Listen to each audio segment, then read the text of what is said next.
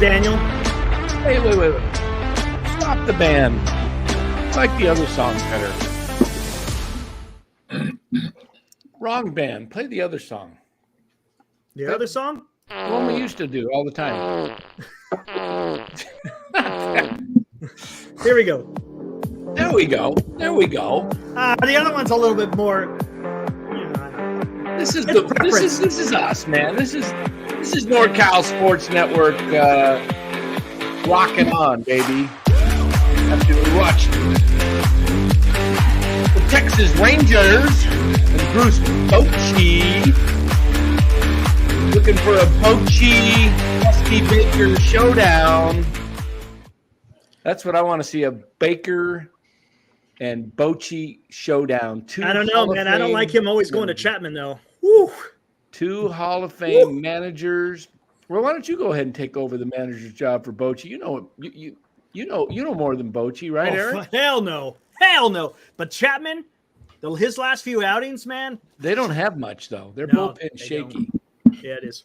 He's not a great closer in general. I think he's a good setup man, but he doesn't face well into that pressure. He's Leclerc seems to be doing okay for as the closer role. But Arizona, the story tonight. Yeah, no kidding. Arizona comes out and smacks Clayton Kershaw around. Maybe Clayton Kershaw, if they don't go 5 games in this series, he's done. That may be his last start in a Dodger uniform. I mean, if he goes either retires or decides to go to a 1-year deal with Texas next year with the Rangers, or comes back on with a 1-year deal. But and the postseason misery continues for Kershaw. Yeah. That was rough, man. Oh my God. I mean, did you why see do that you think, shot by Moreno? Whew. Yeah. Why do you think he struggles so much in the playoffs? Don't know. I don't know, but maybe it's the moment. I like what MF says. Bochy went into a rocking Camden Yard. That place was rocking Camden Yards, and they still were able to pull out a win. That was good on Texas, man. No doubt about it. Hey, man, Texas they got Josh Jung, however you say his last name. Young. Man, but how many ways can you spell Young?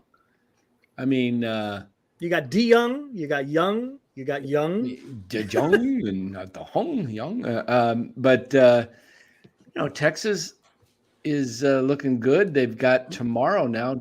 Who's set up to go tomorrow for Texas? Montgomery. That's right, and then Evaldi, and then and Arizona's set up to go tomorrow with Gallen. Yep. Against who? Who does LA have? It's going. What's his name? The guy they traded for.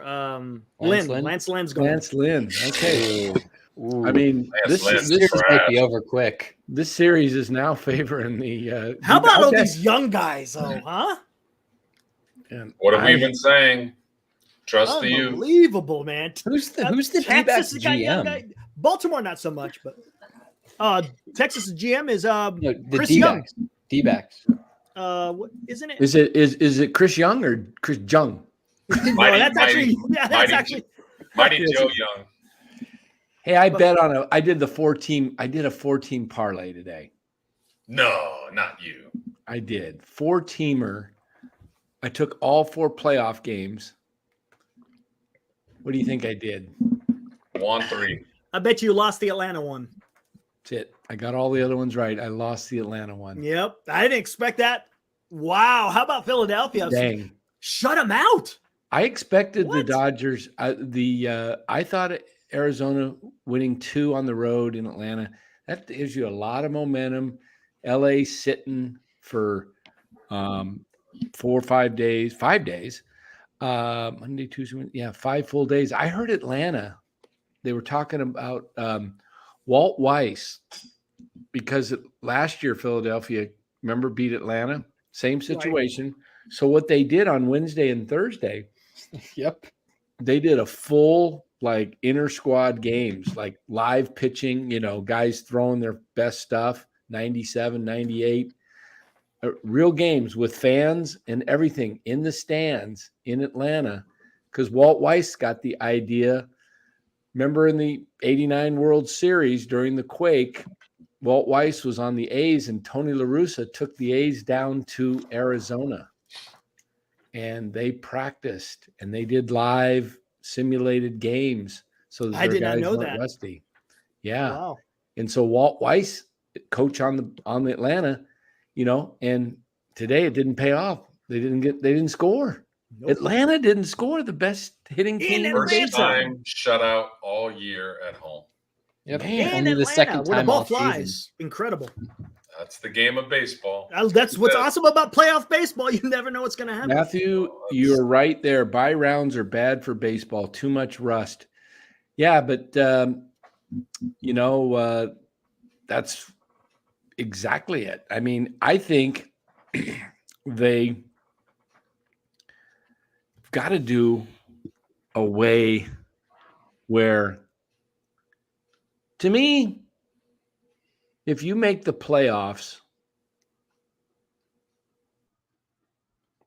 and you're not one of the top, if you want to incentivize to winning the division and getting the 1 and 2 seed so that you get some rest, it's 162 games.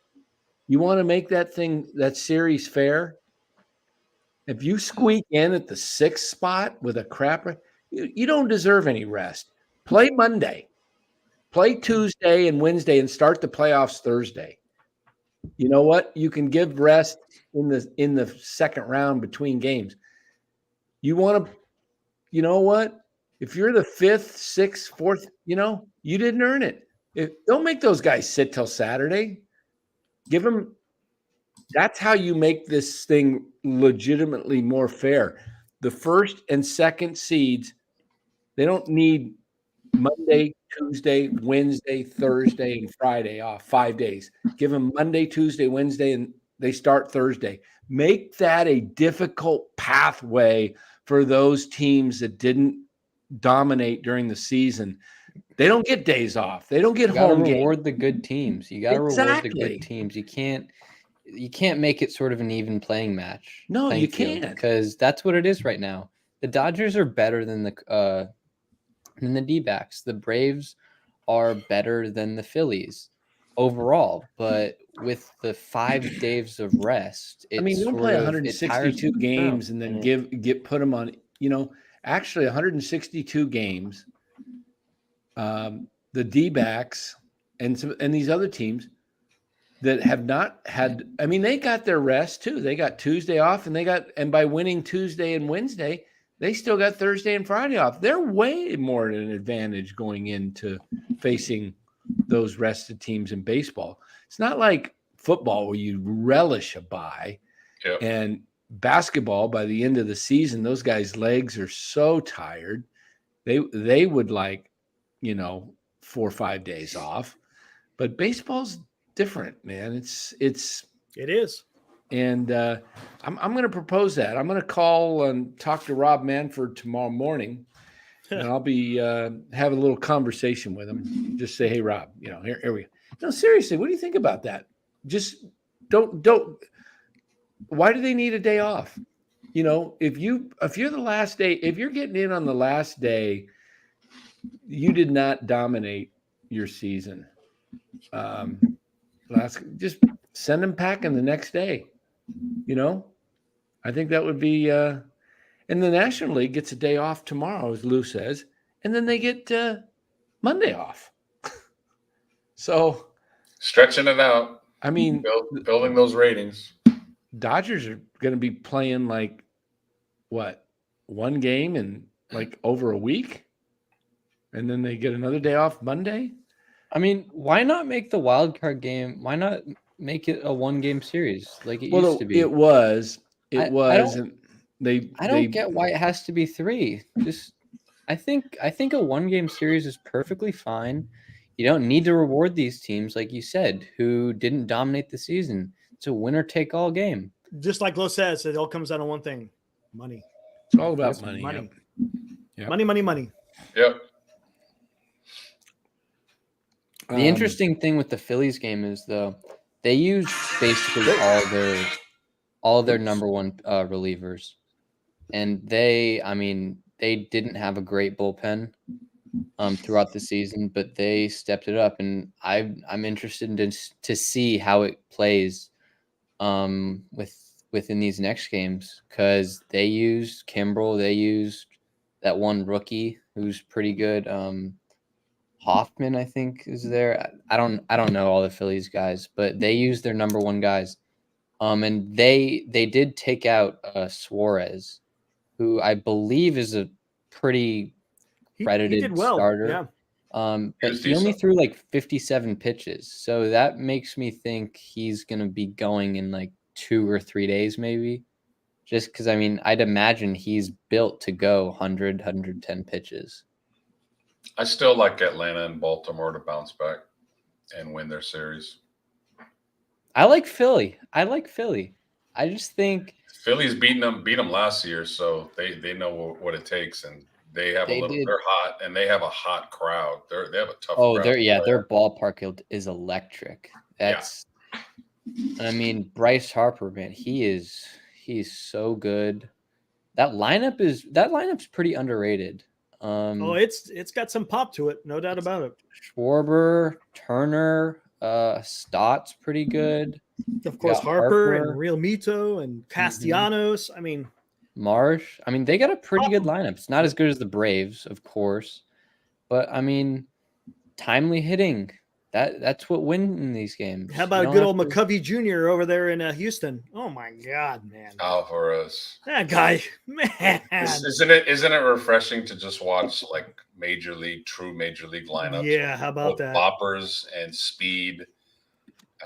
Very refreshing. Tell me this. I'm pretty sure he has reverse splits too. I'm gonna look that up right now. Yeah, I think he hits lefties really. I don't know if it's reverse, but he hits them really well. But man, could you imagine the Giants? They would have had who would they have had to play? They would have had to play Philly, right? If they made it to number 3. If Giants made the 6th spot or the 6th spot, the 3rd spot in the wild card, yeah, they would have had to play Milwaukee. Same as it would have been Arizona's path. Okay, gotcha. Yeah, they wouldn't have made it past Milwaukee. Yeah, the comparison in the lineup. Giants stunk. Come on. Oh. Come on. Let's not even talk about the Giants. We don't even need to talk about them. Yeah. It's like, don't mention the name or you're booted. Don't mention. Somebody tell them. Just somebody say Giants so I can boot you. Come on. Who's going for the Braves tomorrow? Or do they play tomorrow? Or Fried. Max Fried. Fried. They go Monday though. They don't play till Monday. Monday. Yeah. Lefty might negate some of their left-handed bats like Stott and Harper. Maybe. And Schwarber. Although they play their Schwarber doesn't hit lefties hitters very well. So I expect Atlanta to bounce back, but they got to get one in Philly. They have to. Yep, that's for sure. It'll be man. How many games do you think will go 5? In how many series? Pick the series that go 5. I think Atlanta and Philly. Texas goes 5. I think all of them go 5 except Arizona and the Dodgers. What do you think? The Arizona does it in 4 or 3? 3 sweep them. Holy shit! I like the matchup with Gallen. Yeah, I said this the other night. I said you beat your other team's ace in game 1 on the road. Like that's a big statement. And now Arizona's going to throw their ace. They're arguably their best pitcher. And they just got momentum. They're going to come home. And I told Dan this the other night. Like, typically when Arizona plays the Dodgers here in Arizona, it's 75% Dodger fans. there's gonna be a lot of Arizona fans, and it's gonna be pretty loud in there. So yeah, I'm calling a sweep. Wow. Gallen just better pitch because he looked horrible in Milwaukee. And he recovered, but Well, he pitched great after the first inning. after the first inning, yeah. I mean, look at Merrill Kelly had pitched horribly against the Dodgers the whole year. I think he had like a 4 or 5 ERA. Yeah, he did good today. And he just shut him down. Just the postseason is just a completely different beast, I swear. Could you imagine if the Dodgers get swept? I mean, that would be great. They must have to rethink I mean, I'd be scared of them getting Ohtani because they're going to be pretty aggressive in the offseason. I mean, if they do get swept, they're going to be desperate, and they probably will do something like that. Oh, yeah. Dodger Stadium was quiet after the first inning. That was really quiet. Wow. Oh, yeah. I saw a tweet of like some guy posted a photo within like 10 minutes of the game. There's still like hundreds and hundreds of cars going into Dodger Stadium, and it was 6-7-0. Hey, that's something to think about. The Dodgers get swept and Roberts gets fired. I'm not going to mention it because I don't want to get booted off the show, but some team calls Roberts. No way. Oh, they wouldn't do that. Oh, okay. We're stuck with Kai Correa. Come on. You watch. They might. Who would pick up? Who would pick up? What team are you saying might call Roberts? Don't do it. What did he say? I said Vince would pick him up. I didn't hear that. What? The we're muting. We're muting. No, you know. I think that was close. That was close. A sleeper nobody said candidate a word. is Buck Showalter, actually, because I heard a rumor that he was open to the Angels. go to the Angels. Yep. Who also have their GM under contract for only a year. Right. So I mean that's a very similar organizational structure. Yes. Exactly. That wouldn't surprise me. So, what else is happening here? College football today too. We're going to get into. Let's wrap up the baseball quickly because it's. I mean, you know, the damn Giants. Oh, what are you doing? I got you. I was the one that hit it. And dang Giants. Oh, $2 sticker. Thanks for the sticker, David. Appreciate it. Thanks, David. And nobody wants to talk about the Giants, right? Not at all. Mm-mm. It's all about fantasy football and Niners Cowboys. Mm-hmm. I mean, you know, what did you guys watch the Twins game? I started off watching the Atlanta and the Philly game, and I was like, man, this was kind of dragging. And then I saw all this back-to-backs that were going on. I was like, I better go over to the Twins game. As soon as I switched it over, that's when Alvarez hit the second one off the pole. Twins are feisty, man. Twins are Twins are feisty. feisty, but the Astros just always seem to know how to play playoff baseball. They show up. They show up in the playoff show time. up. Yep. I mean, And every oh my year. God, Presley, man, that last inning was nasty. He had that curveball working, man. You know who I really like on the Twins though, and I think is going to be a future like dark horse MVP candidate is Royce Lewis. He's really shortstop? good. Yeah, he is really good. He was a top prospect. I think he came up last year and towards ACL. But he's the number one overall pick, isn't he? I think he was, yeah, but he looks really good. He's got the right name, man.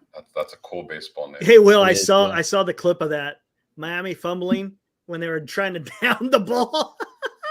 They fumbled it, turned it over to Georgia Tech, and Georgia Tech wound up walking it off with a freaking touchdown at the end. Hey, A D-Shot, walk-off man, touchdown. there ain't no early Christmas. Like I drafted Cup for this reason. Like I was confident enough that I could put together a good enough team to be 2-2 and 3-1 until he came back. I don't expect him to play, 100% of the plays, but hey, 70% of Cup is better than most. So, and they're at home on that turf. So You're sitting pretty good at 3-1 and having Cup come back. Let's see what he can do. Him and Tyreek is nice. Yeah. And I need to win this week. I need to win bad. MF Los Puka is better than Cup. Yeah, okay. You believe that, MF. You go ahead. Does he have that. Puka? Watch Puka. Watch Puka's numbers start to go down a little bit. But we'll see. I like Puka. That's a pretty good duo. Puka seems to do like the same route all the time. He does curl routes, 8 to 10 yards, and nobody presses him. Like Koopa's proven to get behind defenses. He runs all the routes. So I need to see more than like 4 games from Puka. I mean, there's hey, Will, you should have never traded. You should have never traded me DJ Moore, man. That's one game. Yeah, I know. I mean, there's a reason. The week before, though, he had a decent game. What, 5th, 6th, 7th round pick? He's not a great route runner. He doesn't have all the tangibles, but just this one route. He does it well.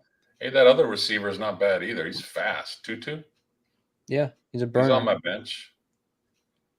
We'll see. When the Rams play a shootout, I'll probably start both of them. But should be interesting. Danny's getting Jonathan Taylor back. Yeah. So, it's fantasy. It's all about Wilby's calling. It says depth and injuries and matchups. Puka and Kyron reps are about to go down. Bori, you can't lose this week. If you lose this week, you're probably done for the season about making the playoffs. I mean, at this really. point, you can make the playoffs at 7-7. That's asking a lot. I made it last year at 7-7. No, but I mean, he'd be 0-5. He'd have to really pick it up. But if I lose, I'm not even going to talk about losing. All that negative energy's out the door. Who do you play? Let me see. Your guys' projections are very close. I'm playing pretty good. Purdy. Is he in the house tonight? Purdy. I haven't seen him in a while, Cameron. I've been talking to him a little bit on I'm like AJ Preller. I'm in with talking to everybody. But I got a couple of GMs in this league I'm not talking too much right now. Hey, Niner, I think I am. I think I'm going to talk a little military tonight, especially what's going on right now. Might get into that. Oh, yeah. I'm going to get into that tonight a little bit. Yeah, I might stay on and talk a little biblical prophecy or something right here tonight. Well, I'm going to go more. I'm not going to go biblical prophecy. But I'm going biblical prophecy, man. We're turning this thing into an evangelistic hour. That's right. Hey, has anybody in the chat seen this movie, The Creator? I heard it was pretty good. Anybody? Negative, I have not. Just give me a quick review. Some movies I like to go to the movie theaters and see, old school. Just go to a theater. My phone lines are on for Bijan Robinson. Looking for 2 good starters for him.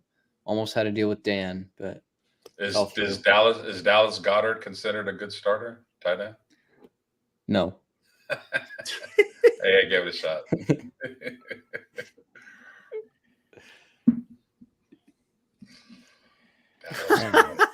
Eric.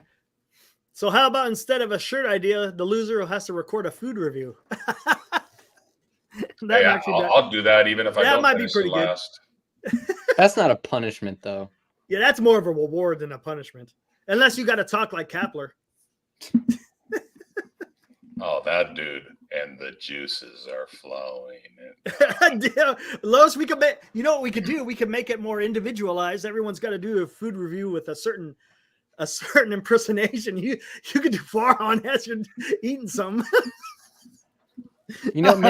Maybe instead of Kapler on the shirt, it should be Farhan. Oh man! There you go, Bora. Oh, here we go. Deals are going down. Here, hold on. Just in case. Let me get everything ready here. No, I know it probably won't happen, but you never know. Something.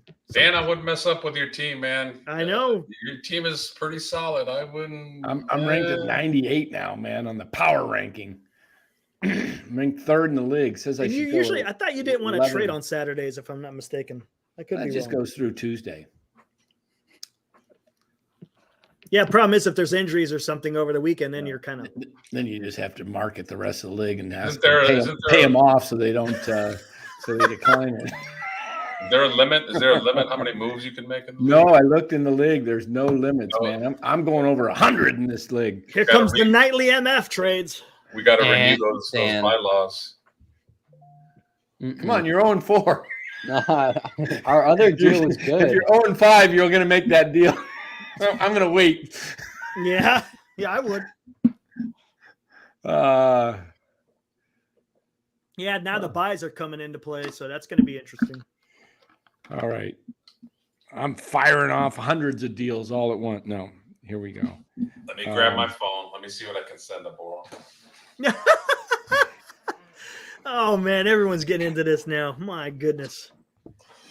Like Will the B says, Godfather "Chuck and I said, got I'm going to injured, make him but-" an offer he can't refuse. Oh. Right, Danny? There you go. Ta-dun-dun. Hey, Will, I think it's November 18th is the trade deadline. How many in the league? I wonder how many people in the league actually. Well, we'll just. Who's Adilos Dodger Dan? That's Haruku. Haruku. Yeah, he's giving you a Haruku, shady deal. I No, bet. don't even try Don't to even deal with Haruku. He hasn't given me a deal yet. I'm Just wait. Just wait. It'll be like 3 scrubs for Bijan. 3 scrubs off his bench. It's like he's Hiroku is ruthless. In his he's deals, for sure. He's a GM like Farhan. He will not make a deal that is fair. He'll just hound you. Hiroku's phone rings. You look at it and you go, I'm not answering. Jeez. In fact, I should Aaron send Jones is on the table. So everyone who's in our football league here, Bora has Bijan Johnson. What? Isn't that his Bijan name? Johnson. Robinson. Robinson. Hold on. That's that. You don't know who Bijan Robinson is? Gone. Come on. Get the boot. Bijan Johnson. Okay. That's like Jerry Taylor? No, that'd be Jerry Rice. The Miami Vikings. Anyways, Bijan is on the trade block. For what did you say? 2 starters, right? 2 pretty good starters. 2 pretty good starters. You know, Not just starters, but pretty good starters. Yeah. oh, Will B. Don't do. Will B. will try and snake oil you too. Cowboys. He's gonna give you the Cowboys defense, like they're gonna score 30 points every week. Like they've done 39 and 30. That ain't gonna happen. That first week? Oh my gosh. Or you like Addison? From the They got Vikings? 30. No. Addison. Oh, come on. Hold on. Will Martinez. I tried trading Proctor and he scolded me for trying to get McCaffrey. He scolded me. I'll bring him back in. It was going to be Addison and Brian Robinson. Oh, come on. Hey, you know what? Your guy splits carries with Algier. Not So- anymore. He's still Algier is not going to just go away. So it's not like your guy is going to get 90% of the carries, man. Come on, man. I think he is. Yeah, that's what a good salesman says. Good job. I taught you well. No, I'll look at his stats right now. I think his he's getting 15 carries last week. He averaged 7.5 last week.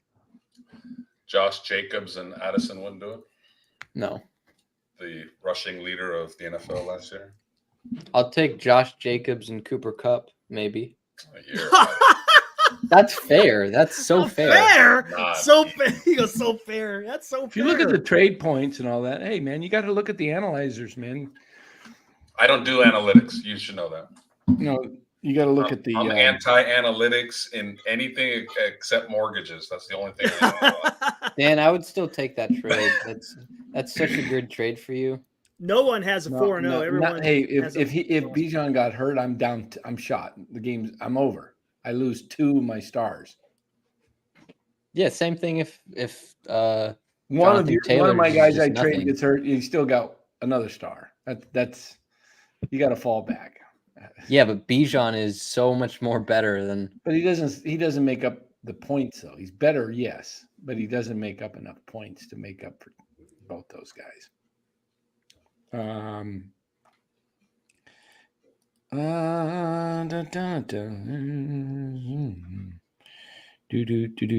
Look at Spencer Alsey. He says, I'm 4-0 in my $100 league, trying to win it a third time in 6 years.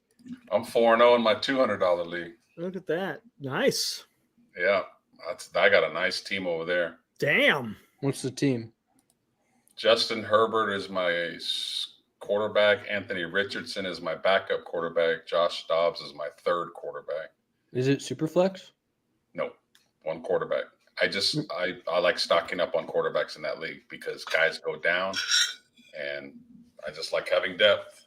So I got Travis Etienne, James Cook, Kyron Williams are my running backs. Tyreek Hill over there as well, and Garrett Wilson are my wide receivers. And I got Dallas's D and Dallas's kicker.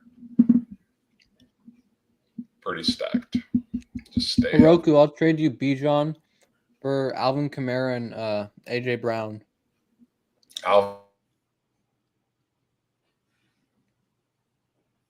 No, I think Los stuttering. I've never seen that in football. 13 catches, 33 yards. I've never seen that. Oh, that's insane. MF, you're driving me crazy. He sends me a trade, and I counter, and 30 seconds later, it's gone because I can't counter because he canceled it. Don't even try. Don't even try it. I can't do it. Buyer's remorse. Oh. Who was that? MF. Darren's asking if we're going to create a fantasy basketball league. Man, that's so much work. Yeah, that's every day you gotta switch. I just came off of a 6-month grueling fantasy baseball. Oh yeah, and I won by like half a decimal point. Wow. In stats. That's a nice little payday, but God, I'm fantasied out a little bit. What's up, Val? Speaking of basketball, the Warriors look pretty good tonight. They got a deep roster. It's not very big, but they got a deep roster. So I think Chris Paul is going to be really nice. Yeah. Yeah, I really wonder if he's going to start when the regular season begins. I don't think so. Well, Green's out. Green's out right now with an ankle. Yeah, then he's going to have to. Yeah. They'll mix and match. That's a nice opening game against the Suns. Oh, that's going to be nice. How far do you live from SoFi, Bora? Good amount, probably like an hour or something. I gotta go to that stadium. I drove past it. It's so beautiful. It's so nice. How the Niners didn't build something like that. So check your. And what's crazy is they're gonna get. What's crazy is Levi's is gonna get the Super Bowl for the second time, even though it's a totally average stadium. I guess it's more the area than the stadium.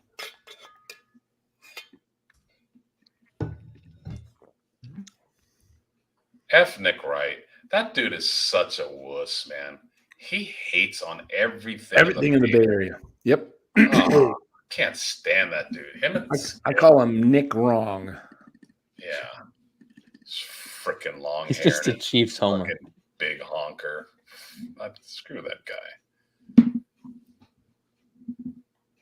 Oh, I trust Dak more than I trust Purdy, even though Dak's consistently thrown more interceptions, and he's been in the league 8 years. You'd think he'd learn by now.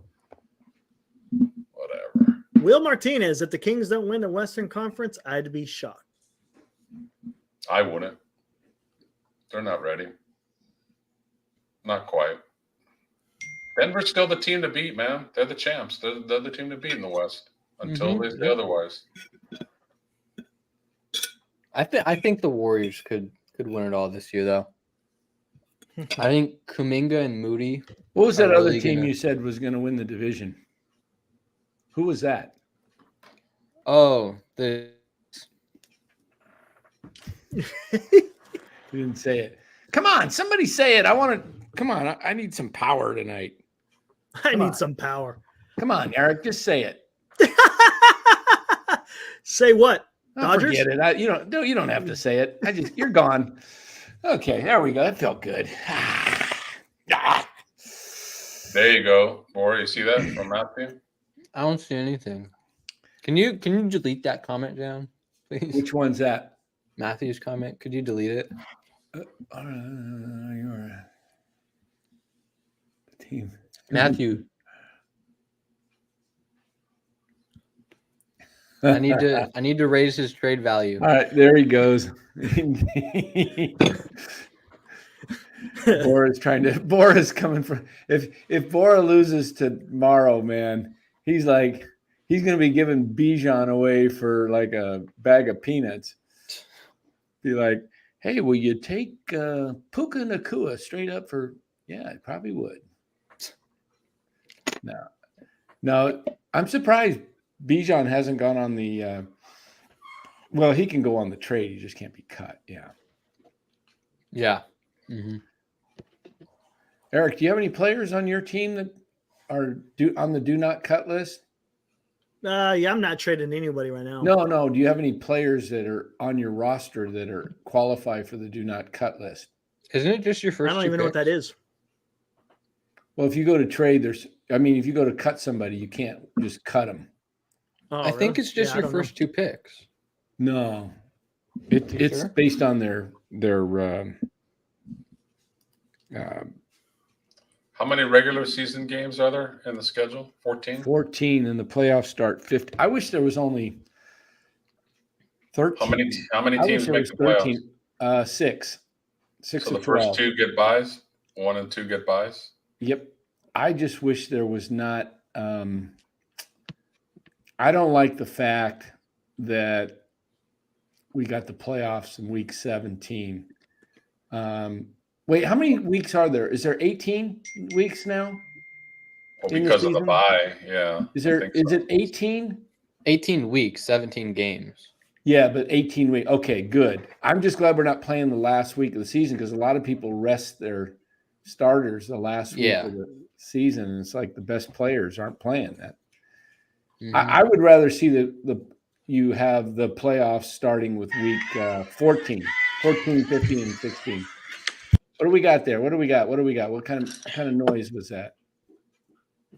I don't want to get demonetized. Was that a music or whatever? No, I'm watching a video Senior sent. Oh, okay. I didn't know what it was. Are any of you guys going to get up for the 6:30 game? No. Hell. I might because I got Allen and Diggs. Eric's got Lawrence and Kirk. I'll wake up and just see what points are there. I don't need to see it. I enjoy my sleep. Yeah, I know. Especially when I'm going to sleep usually at 1:32 in the morning. I'm not getting I know.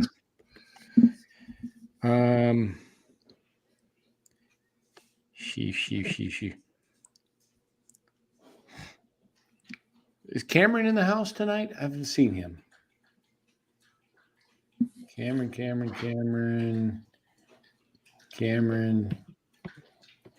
I don't see Cam in the house.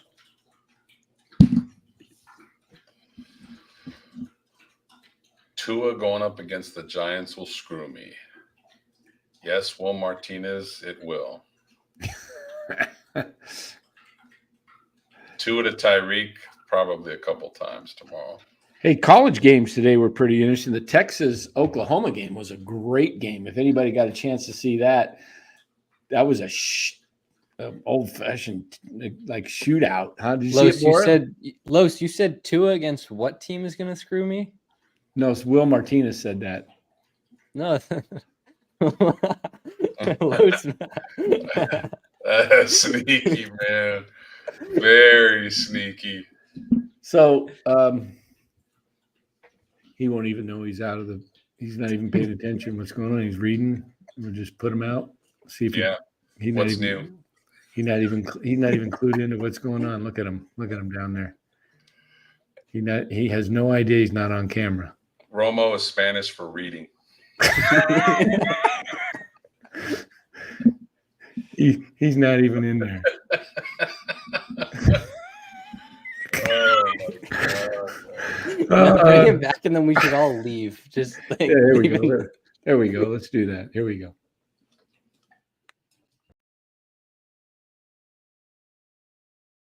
Everyone left. They thought I didn't hear them. I can hear. I can hear. All right. What do we got here? I don't think Senior's in here. I was just texting Senior. Oh, there he is. Senior is in here. Hey, that was a nice video. Thanks for sending it. That was a nice shot.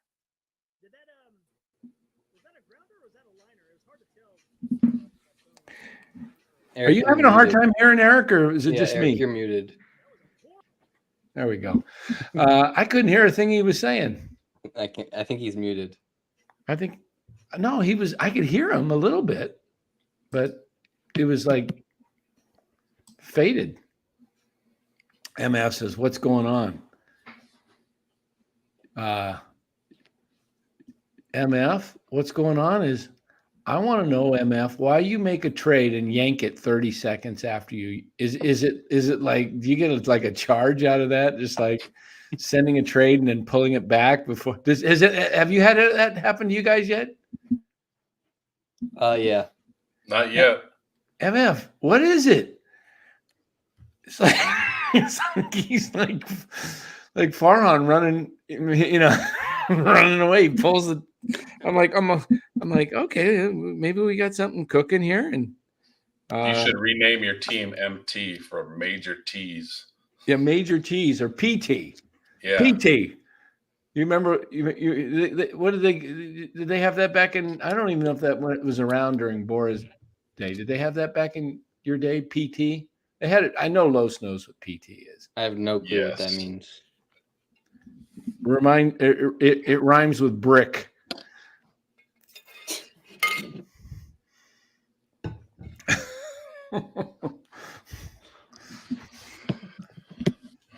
Los, what's your score prediction for tomorrow? 28-17 Niners. Okay. 20. They're getting 30. I'm going to go 31-19 Niners. I'm going to go 24-20 Niners.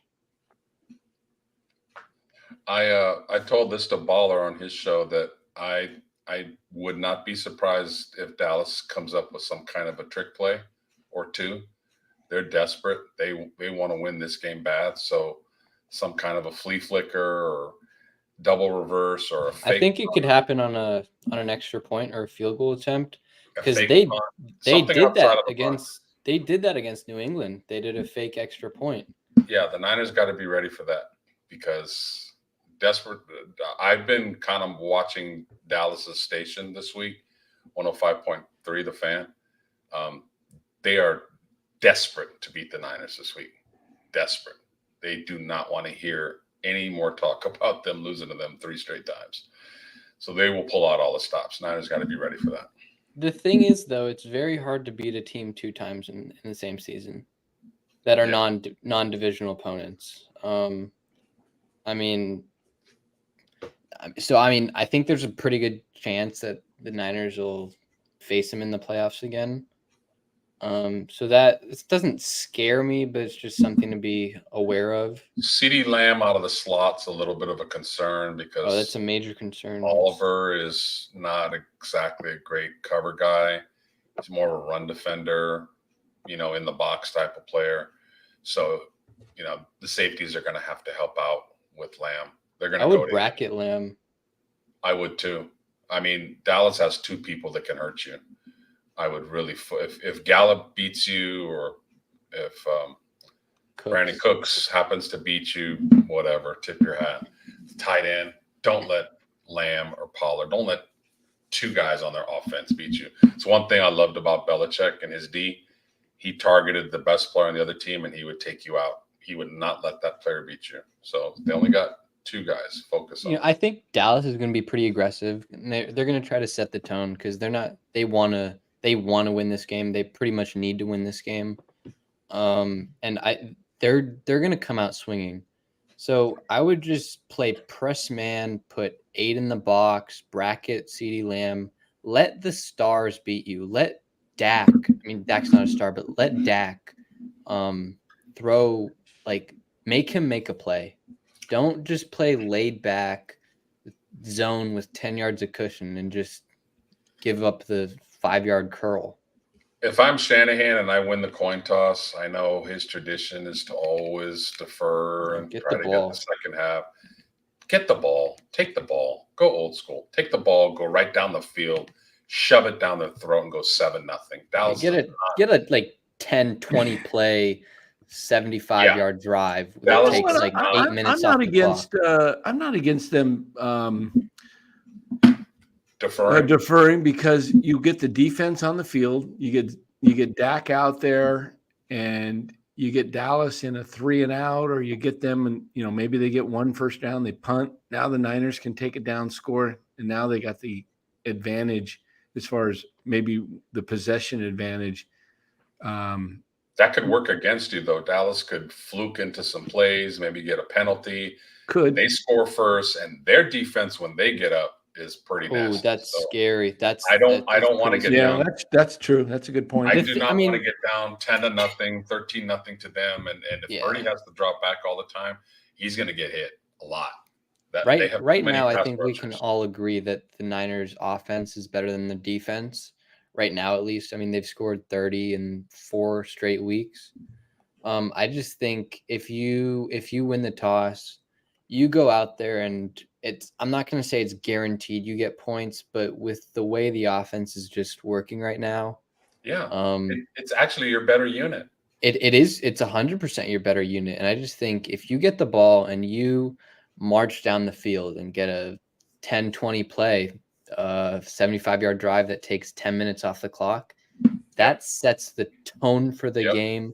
And you know what? That tires out a defense. It really does.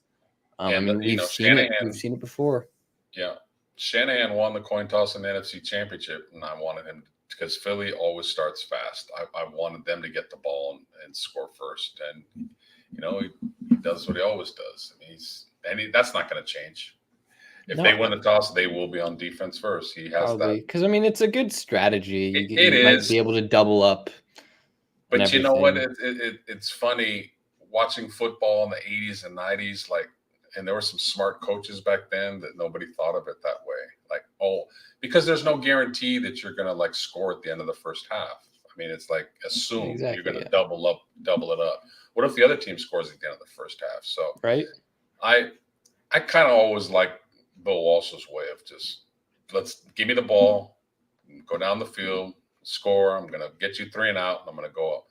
That's been the recipe against Dallas in the 2 playoff games. They went up on them 2 years ago in Dallas, and they went up a little bit on them last year, and it was kind of a closer game. But, yeah, I would love for them to have the ball. I hope Dallas wins the toss because I know they want to play their defense first. So if you were a captain of a team and you went to the middle of the field, Bora, and what would you call it, heads or tails? Tails. Seems like everybody calls heads. Tails never fails. I know that tails never fails has always been old school, but when I watch the coin toss, everybody calls heads, man. Do they show the coin toss anymore? Yeah. They show it. Not every game. I mean, yeah, I just think Kyle scripts the first 10, 15 plays of the game, right?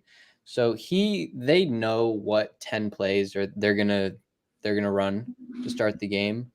And a lot of the times those 10 plays are really the most creative. They're the most likely to to have success. I just think you get the ball, you run your offense the way it's supposed to be run, and it's, I mean, you get a 7-0 lead, and Dallas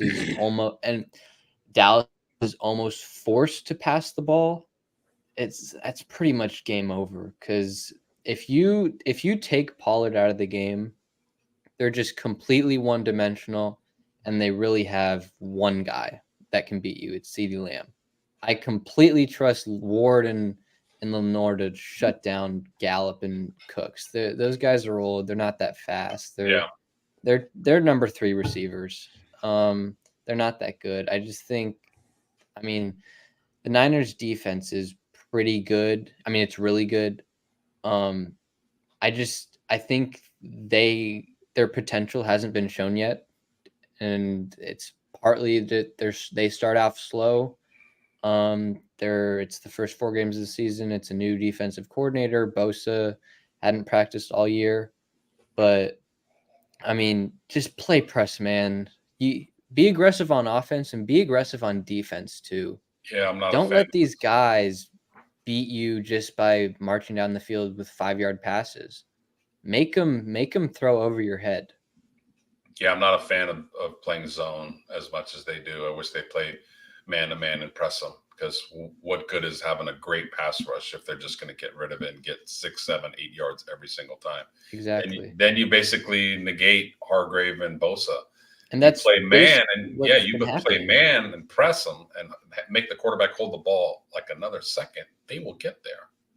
I mean, if you look at Bosa's, he doesn't have the sacks. He has 1 sack, and he was unblocked. He's getting in. They're just getting rid of him. If you look at like the pressure numbers, if you look at all these advanced like he's in the top of the league. He's near the top in pressures. Yeah, I mean, he's getting there, and I think they're towards the bottom of the league in sack totals. Did you see Armstead? It's not because their pass rush isn't good. It's because Wilkes is scheming up the zone defense with 10 yards of cushion, and all these guys. I mean, if you look at what the Cardinals did, what the Rams did, what the Giants, I mean, yeah, even what the Giants did, it's just quick slants, quick curls, quick swing passes. Did you see what Eric Armstead said? Oh yeah, I mean, he's just like, hey, Daniels to the Giants, like, hey, how come you guys did all your quick little slant 3-step drops with us, and you didn't want us to get all the sacks? And exactly, I mean, how many sacks did Seattle have? 9 or 10 the other night? They had 11. 11? Oh my goodness, that was just a disaster. Mm-hmm. For all you gamblers out there, I believe a pretty good prop pick is take Kittle over his yardage and or over his catches. He always shows out. Did with Eric get games. Fired or quit? Yeah, I think Dallas is going to make a big effort. Actually, Eric was reading, and I put him out, and then I started reading. And I forgot that he was out.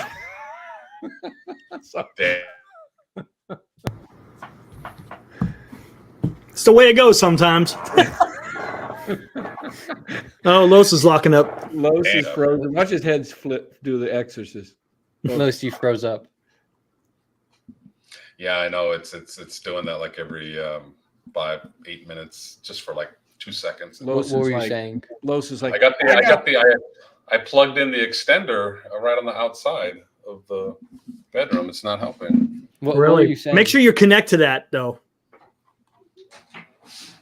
Is your computer connected to that specific Wi-Fi? No, it's not hardwired in. Well, you got to connect to the actual extender though. It should say EXT. Oh, okay. Yeah, I figured on it. It freezes up for like 2 seconds. Mm-hmm. No, you were saying, you were in the middle of saying something though. You're always like freezing up you need a new inner.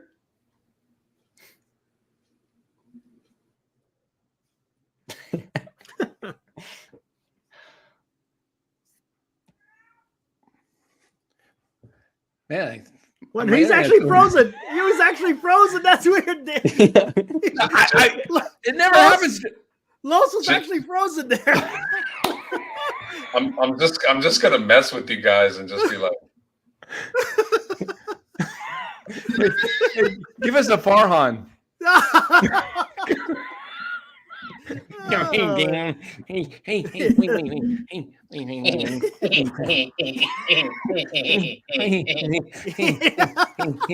Yeah, we're looking my at bunghole. I got the blue glasses today. we're looking at some guys in Korea, and we like the pitcher in Japan. Oh man. Eric, how many times have you gone back and watched that? Oh man, that's great. I love it. That was pretty good.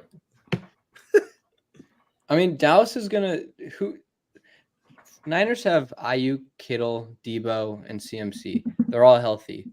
Dallas has Parsons Defense on defense. Yeah, they have. They have Pollard who can match up with all these guys? They don't have the personnel to do that. So I mean, they shut down CMC last year, and they pretty much shut down Debo and Ayuk.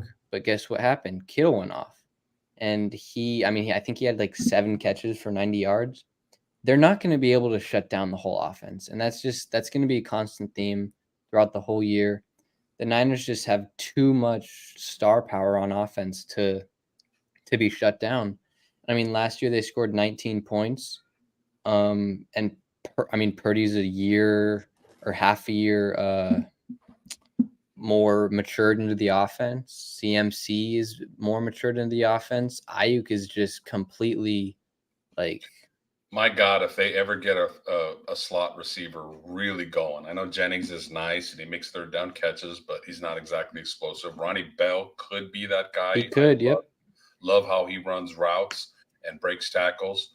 So maybe look for him to get more and more involved in the offense because Jennings is not going to come back. He's on his last year deal. No, he's getting the Kendrick Bourne treatment. He's a good player, but and they got some guys. Tay Martin is a good receiver. Chris Ivory is a good receiver. Willie Snead's not bad too.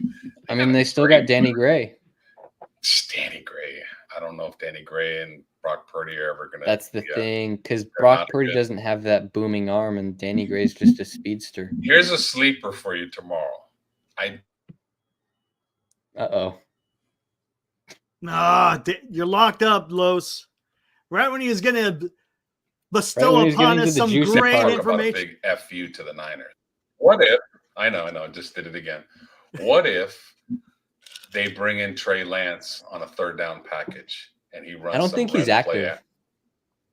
He's not going to be active? I think their third quarterback is sort of, I don't know what because didn't that rule change got accepted, right? It might just be in the playoffs, but I think the emergency quarterback isn't active on game days. I think it might only be in the playoffs where they're active. It's sort of like the 49er rule. Yeah. I'm not 100% sure about that, but I think in the games that I've watched the Cowboys play, I don't think Lance has been active. Hey, Los, I haven't gotten your opinion on this. What'd you think of that trade that the Niners did? Oh, beautiful. They gave up basically nothing, and he can rush the passer.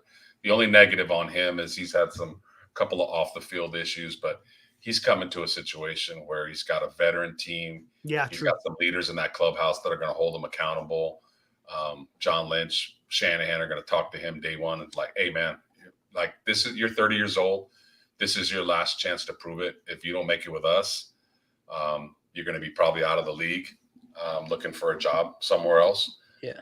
Do what you got to do because he's a talent. He's a hell of a talent. He's had off the field issues. He's also had injury issues.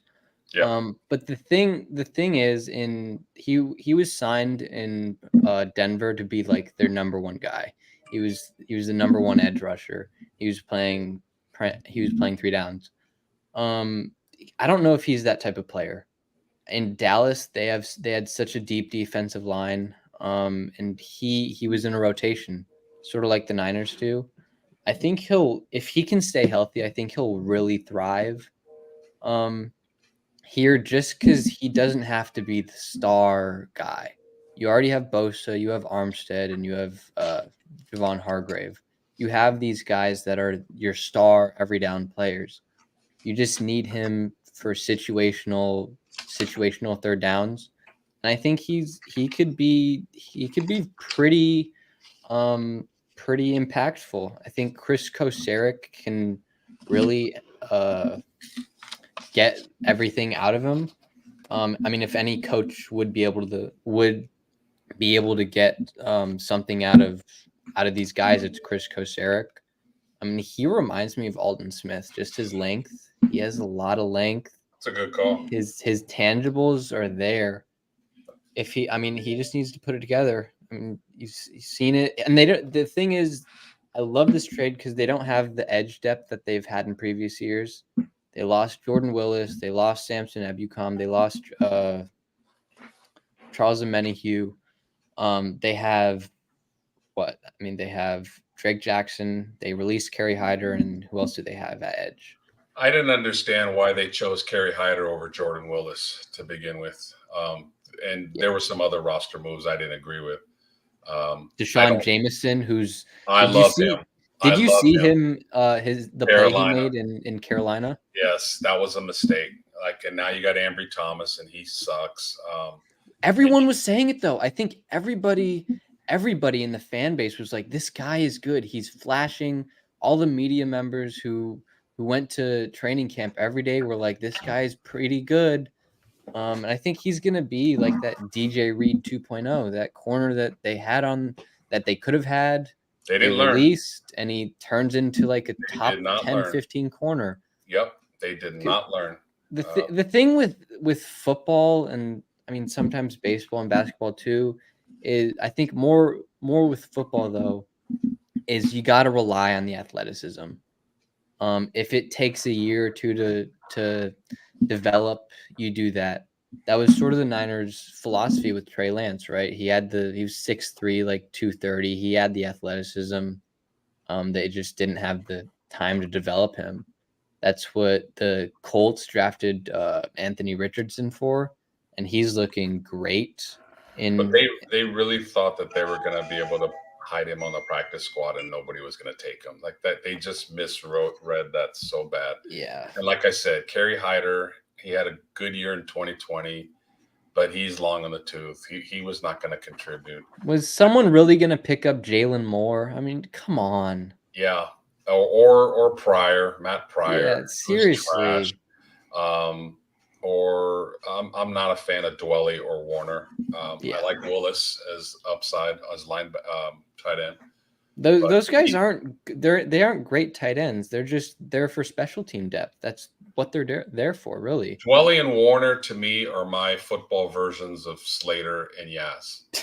Like I've been wanting them off the team for years. Like they don't catch any balls. They just block. I mean, what are they there for? I mean, Dwelly doesn't even block. I would love to ask Shanahan that, or Lynch. Like they keep bringing these guys back, and when's the last time Dwelly caught a pass? I mean, seriously, he catches Jameson like 3 passes a year. Jameson, I know, really good corner in this league. He's a playmaker. Athleticism plays in this league. You got to have it. You got to rely on your athleticism because athletes can make plays. You can develop their press man skills later. Well,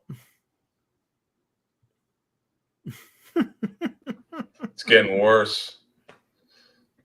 They got back the tackle from Hawaii. Il Manning. But Jameson is. Yeah, he went to Arizona, right? Practice squad, and they got him back. Yep. Yeah, Arizona released him. They really liked him during the.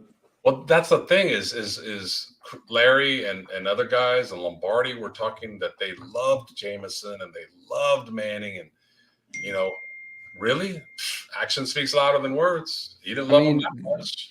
These teams, Jalen Moore and Matt Pryor more.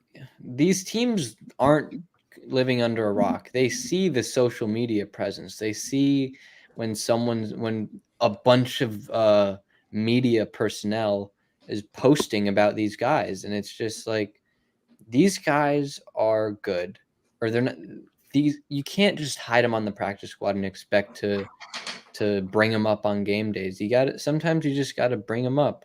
You got to value talent over positional value. It's what they did last year with Jordan Mason. I mean, Jordan Mason was not going to make the roster. And you know what he did in preseason? He completely showed out, and they were forced to carry him on the 53. MF49 Dwelly is not good. Why would you say that? I hope you're joking. He is not good. What is he good for? He's good for 5 catches a year. That's it. I mean, he might be pretty good. We never know. We don't know. But you know what? They don't use him. They don't use him at all. And they So keep bringing him back. If they don't use him, then why would you keep him on the team? They keep bringing him back on these He's not a one-year great deals. blocker. I mean, it's just, Who's that you're talking about? Ross Dwelly. Dwelly. Oh, Dwelly, yeah. He's- Do you think he would have made it if Latu wasn't hurt and they would have kept Latu? Don't you think? they would have kept Tutu. He was a 3rd-round pick. Latu. I think they would have released Warner because Latu is the blocking tight end. He's a pretty good blocker. Yeah, Warner's the blocking tight Warner's end. the blocker, so it didn't really make sense. Do they have the kid? They just released the fullback that they were grooming for next year. Jack No, they Coletta. got him. Oh, they released him just when? Did the other day? yesterday. No, the kid Yeah, from Harvard or whatever. Yeah, Not they Harvard or released him. Oregon released State. him. The kid from Oregon State. Yep. Oh shoot! I thought He he was- was. He The was guy- Anybody injured. to pick him up? I don't know. Shoot! I mean, that's kind of. I don't know why they would release him because how old's Juszczyk? He's getting up there. He's like 30, 31, 32. I mean, fullbacks don't really last in the league. They're really physical. He's a blocking guy. He blocks every down. I don't know how much longer he's going to last. And I think they have an out after this year with his contract. I mean, that sort of makes me think that is Jason Poe on the practice squad? I think he is. No, Because he was. I think he got released too. You sure? Okay. I gotta look that up. We should check that practice. Oh, he's squad. on the What is it? Jets. He's on the Jets. Yeah. Jason Poe. Yeah, I was gonna say he was a fullback in college. They were sort of grooming him to be Right. an I saw some offensive highlights lineman. of him. Yeah, imagine putting that guy back there in the backfield as your lead Right. blocker Mhm. on a goal line. Yeah. That would be Here, I have Ross Dwelly's stats right here. In 2018, he got 2 targets, 2 receptions for 14 yards. In 2019, he had 15 receptions for 91 yards. In 2020, he had 19 receptions for 245 yards. In 2021, he had 4 receptions for 51 yards. And last year, he had 3 receptions for 105 yards. Trash. Why? There's no reason to keep him at the expense of young players with a lot of upside. That's Doesn't make very, sense. who like blocking young players. And You could say it. the Niners usually are pretty good about that, but they Yeah. dropped the ball with DJ Reed and they dropped. no, it's not worth it. That's such a minor deal. Hey, we gotta get something going. That's such a minor little tiny meaningless trade that not even worth announcing. But it was a trade, or It was a trade. It's could be significant. You never know with these things, but hey, real quick. The after I know it's only been 4 games, but is there a glaring look at Lowe's trying? I can see you move. Is there a glaring need that the Niners are going to need at the trade deadline, or is it still Corner. Cornerback, so that you I mean, think it's not a they're- glaring need, but maybe another tackle, old tackle. I mean, what tackles are available? Seriously. There'll be someone when that's out of it, that is not in the playoff hunt that they'll be looking to get rid of their contract. That'll be a good player. It'll be a right tackle. There'll be somebody. I mean, the only guy I can think of right now is Tristan Wirfs. And that you would have to give up a first round, maybe 2 first rounders, but I would do that. I wanted to draft him when they they could have drafted had him instead of Kinlaw. Yep. Yeah. Yeah. But Bucks are looking pretty good right now. Baker Yeah, they Mayfield, are. huh? He's slinging it. They are. The thing that it's interesting about the offensive line, the left side's solid with Banks and Williams. Center seems to be pretty solid. Right, who's the right guard for the Niners? Who is it? Spencer Burford. That's right, Burford. Who's doing not bad is McKivitz. He's he had the rough first game, but it was TJ Watt. I want to see him this week. I want to see this whole offensive line this week. Yeah, I mean, he's Especially a better the right pass side. blocker though than McGlinchey. He's not as good on the run, but he's better on the. I think he's a better pass blocker, but he still can get beat by some quick guys. He tends to get beat by the really smaller, quicker guys, which tomorrow He's Parsons- played no worse than McGlinchey for like 1/5 of his contract. Exactly. I mean, Matt Morse that's saying, friendly reminder, this regime ran Bochy out of town. Yes, we know. See you in 6 months. yeah, no more.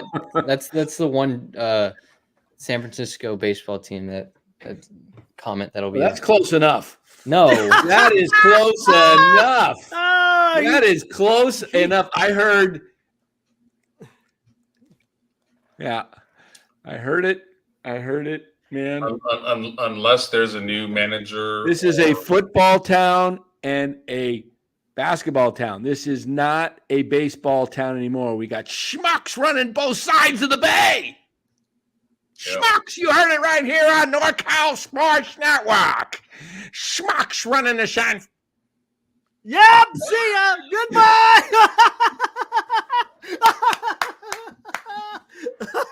We can start the military talk right now. You Right? said it. I was gonna try and set you up, but you wound up saying it anyway. Schmucks running this ball club.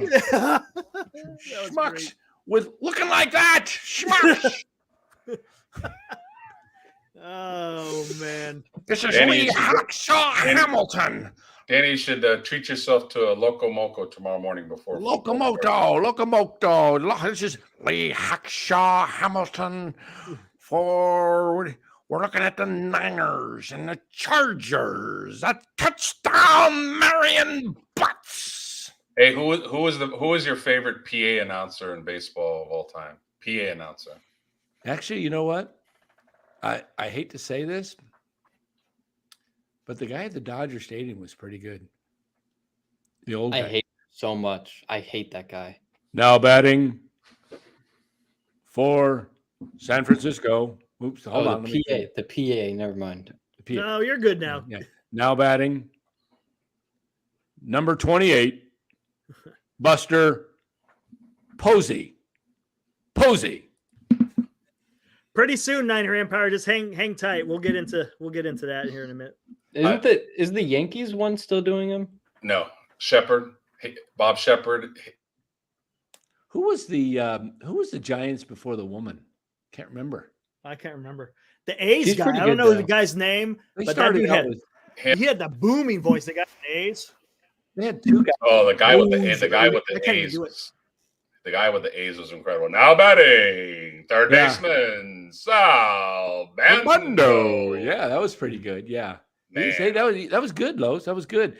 The Giants hired that Sherry Davis, and then they got Rennell. I like Uh, Rennell. She's pretty good. You like Rennell? Yeah, I Rennell? like Rennell. Rennell's Very- pretty good. Rennell's pretty good. I tease Rennell because I know her brother. Me and her brother are friends. And I met Rennell and I said, are you planning on retiring anytime soon? And she goes, why? Do you want my job? And I go, yeah, I kind of was thinking about auditioning for her before they announced you. And she goes, well, maybe in a few years. She goes, Now pitching. she said you have a good voice for it. And I go, yeah, and I can pronounce those Hispanic names real good. I just can't pronounce the English speaking names real good. Man. Now pitching, Sean Hageli.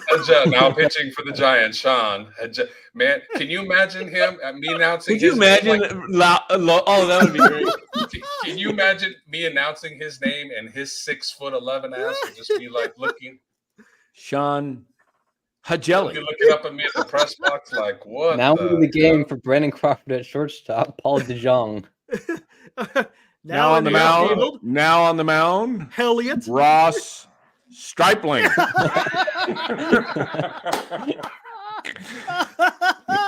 Now playing right field for the San Francisco Giants. Elliott.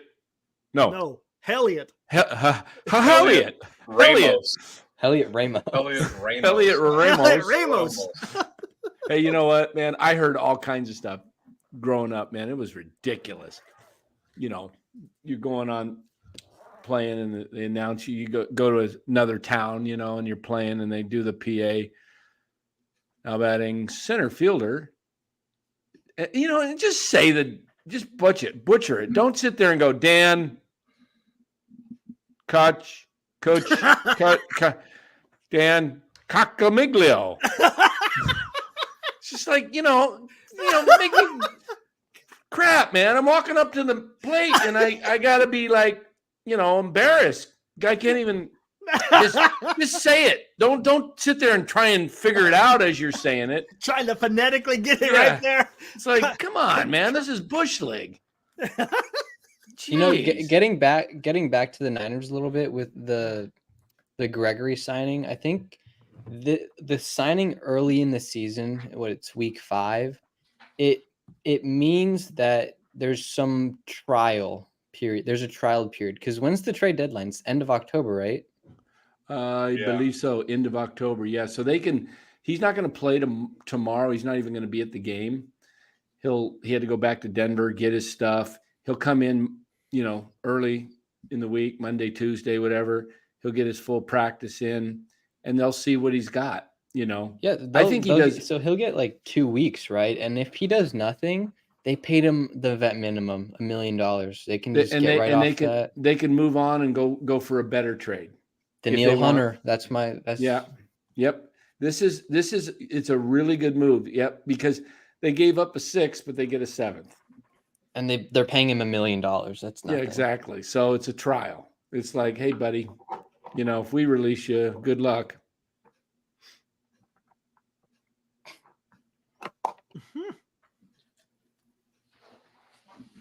Yeah, right. Breaking sources. It's parody. It's parody, guy. It's he parody. does it the whole. But no, I chat. did see a tweet where they showed a photo of Pete Petulia in Korea. Yeah, he was there. He was talking there. about that Young Hoo Lee. Yeah, Eric, you know, go get that picture though. What's his name? Yamamoto. Yeah, get that guy. I'm telling you, he's filthy. You know they ain't gonna get him. You know they ain't gonna get him. You know what it's going to take to get him? I'm serious. Probably 5 years at 30+ million a year. See, you think so? I'm going to tell you. Yes, he's 25. What was Senga signed for? I think he signed for 100. 4 years for 80 or 90, something like that. Yeah, because I don't think these Japanese or Korean pitchers are going to be there. I mean, I don't think they're just going to get 30 million because a lot of these guys are unproven. Yeah. This guy though, this 25-year-old, I heard Farhan say that he believes he's like one of the best pitchers in the world. Like, you know, his stuff's filthy. That's the guy that pitched during the World WBC. Baseball Classic. Yep. Yeah. That's the one we were talking about earlier in the season, Los, remember? Been talking about 25? Sign him for 5 years. You know what? It ain't gonna happen. If you lose it, if you mess up, it's money gone. But you know what? You're gonna have to, if you want to get good, you're gonna have to take some risk. You know why he probably won't do that? Because then he's gonna look like an idiot because he could have had Gosman at 100 million for 5. I mean, you know, Gosman was closer to 30. This kid's 25. Yeah, there's an age difference. A lot of good years left. I'd take 5 years. I would, you know what? For a 25-year-old, I would go 5 years. You build that rotation, all of a sudden you got this Yamamoto, Harrison, and Webb. That's a And big Wisenhunt? 3. And then you get Wisenhunt, and you can have Cobb as a 5th, or some of Black. these other I guys, heard or Cobb is Win, or talking to another doctor for a second opinion on his hip. I'm Second wondering- opinions are never good. who's That talking? makes me wonder if he's going to have a surgery. Oh, Cobb's. I told Cobb's you done. they should have traded him at the deadline. I told you. They could have gotten such a good prospect for him Yeah. too. Yeah. At that time, yeah, because he was really dealing. Yeah. He was dealing. Buy low, sell high. And I keep Exactly. saying it. Buy low, sell high. Yep. I'll believe it when I see it. When I hear all these reports about Giants going after this guy or that guy. I don't want to. Once it happens, I don't want to then- hear any reports. Exactly. Well, Los, going to the Niners, do you think so? You think they need a corner, right? Well, Womack and Daryl Luter, who they're really high on, are That's coming the back thing, in a few right? weeks.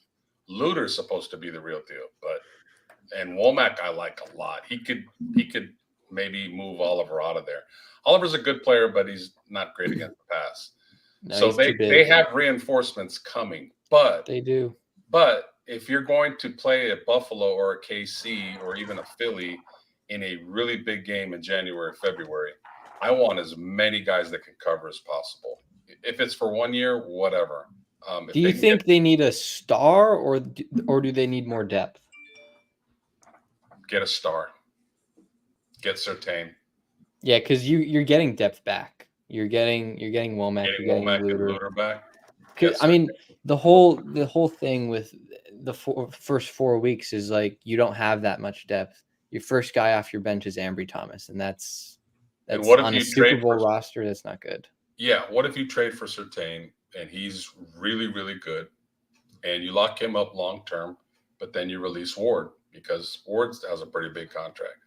So you basically You gave can't up. release Ward because they Can't. restructured him last year. Ah, So I think how many years left does Surtain have it on his contract? I think this is his last Ooh. year before he Go get him. I mean, I think if you get Surtain, he's just be a rental because I really want them to sign Ayuk. Do the Jalen Ramsey deal. Kind of like he'd be like the Ramsey. Get him. Yeah, I mean, I think it'd cost 2 first-rounders at least though to get him because he's a really good. He's like a top 5, top 3 corner in the game. So it's not just going to cost a first; it's going to cost multiple firsts and maybe even more. I mean, who else is on? I mean, Jair Alexander, maybe. Ward. Right? Ward. Denzel Ward. Yeah. That's true. Do they? He got an extension though, didn't he? Yeah, but shit, so did Gregory, and he's gone. That's true. You never know. I don't know if Cleveland would be willing to give up on. Cleveland's Ward, got though. a really good D. Their yeah. defense is really If they're good. in contention, they're not going to let go of him. No. I'm just trying to think of teams that maybe in a couple of weeks are going to be out of it. Does Washington have any decent corners? No. Fuller. Kendall Fuller. One of those? He's all right. Chicago, no. The Panthers, they have JC Horn, but he's injured, I'm pretty sure.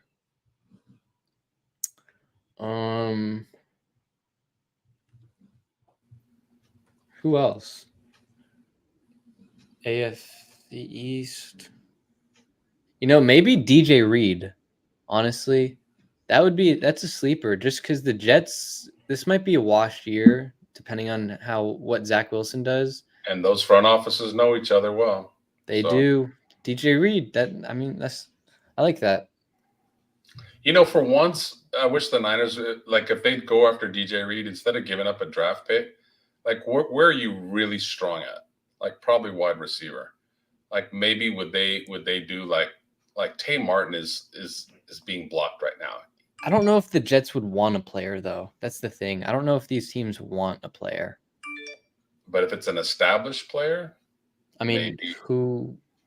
that they would have to be on a multi-year deal, right? Saleh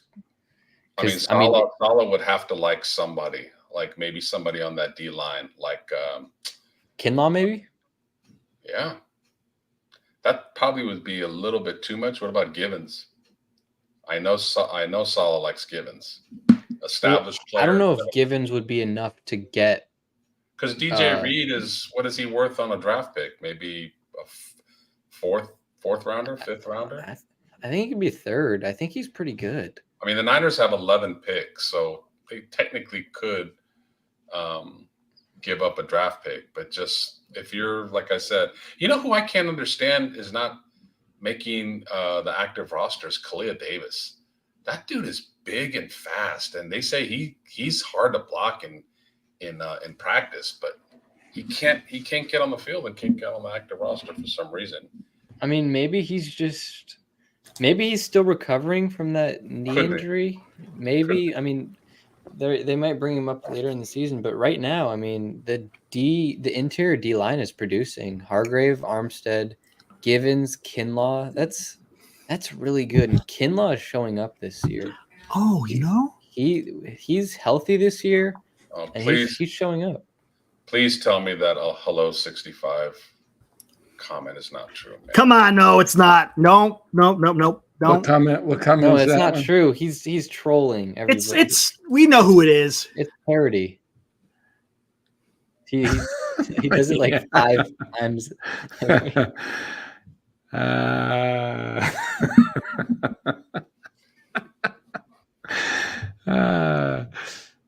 That's funny. I could also hardwire this thing. Maybe will help improve a little bit. I might do that tomorrow. Yeah, or that will help. A 50-foot. What do they call those? Coaxial LAN cords. Yeah. Just get some Cat 4 cable just with the Ethernet on the end. I bought a 50-foot on Amazon for like $10. There you go. $10, $50, 50 feet, $10. Yep. That'll reach you from the back of your PC. Plug it in. All the way to your router. All the way to your router. Plug it right in the router, man. You'll be like Farhan who knows how to deal. You'd be like, staying alive. Oh, what was that? Oh no! What was that? You'd be like the Bee Gees, man. You'd be moving. Did I hear No one mocks me in my show. That's it. You mock me in my show, you're gone. Just I'm a kid that has trauma from walking up to hearing my name mispronounced. Going up there with a stick, ready to, really do battle, and they just butcher my name, and you think I'd get really pissed off and hit one out? Nope. I go up there and hit a little dinker like Johnny LeMastard. Little Texas leaguer. 1 hour and 28 minutes in. Yeah, I'm out. Yeah. I'm out. Unless I can get a deal done right now. Maybe. Eric's going to go into history and Hamas attacking Israel. I'm going to make you a deal right now. Did not see that coming. I might have to wake up early for tomorrow's game because I got my 2 parlays going. Yeah, what do you got? You got a parlay going? Yeah. Speaking Dan's language. There we go. Go. Wait, hold on. You see how his head went like from that to this? Let's get into some Dan's language here. Back to your PC. Plug it in. All the way to your router. All the way to your router. Oh, plug it right in the router, man. You'll be like, no, we're not gonna hear that. We're not gonna hear that again. No, not exactly a top 10 moment. Nope. We're need to repeat that. Man. If any of you in the chat would like to buy either my or Bora's hat, just Venmo us $20. 50 feet, $10. These out to you. My hat is you from the Glenwood back of your PC. Nice. Plug it All in. the way to your router. All the way. If anybody wants to go to Glenwood Springs, it's a beautiful place in Colorado with nice pool, nice hot springs. Recommend it. I like Colorado. Nice. Colorado won tonight. They beat Arizona State. I mean, Arizona State's horrible. And Colorado took them all the way to Did Arizona beat USC? Oh, wait a minute. I was watching that game and it was halftime. Doggone it. Why did I come on tonight? Shoot. There you go. Oh, Let's see. Is that game still going on? It's overtime. Oh, I'm out. Later, guys. Have a good one. Arrivederci. Yeah, see you guys. Listen to history. Bye. All right, then. Now it's just me. All right. Hey, Will B, you out there? So I got to get at least someone else get on here. Let's see.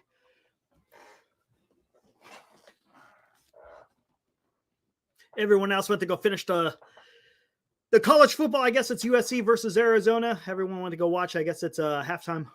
I wanted to get in a little bit of stuff. We'll see. We'll see how many people stick around and we could get into it. Hey, Will B, you out there, man? I don't know if you're still around. I haven't seen you chat in a minute. Oh, there you go. Here, I'll send you the link, dude. It's a lot easier to do it with another person than I could do it by myself, but it just makes it a lot easier to bounce it off someone. There's the link. I put it in there. Oh, nice. Okay, yeah, you can keep that up. Is it on YouTube? Let me know if it's on YouTube because I'll put it up too. I won't be able to stream it or anything, but I can. Yeah, well, you know what? I tell you what, something even more exciting than what's going on in Israel. How about Dan's impersonation of the Bee Gees? You be like Farhan, who knows how to deal. you'd be like, staying on. Yeah, I don't know. I hope he never does that again. It is on YouTube. Okay, cool. What did you type? Did you just put in yeah, of course Gaza's getting struck. They're gonna get more than struck.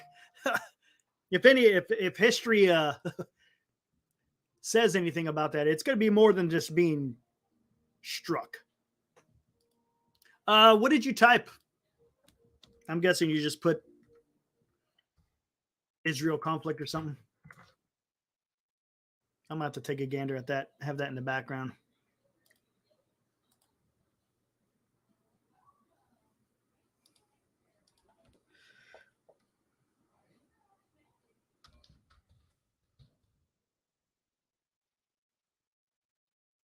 Oh, yeah, there we go.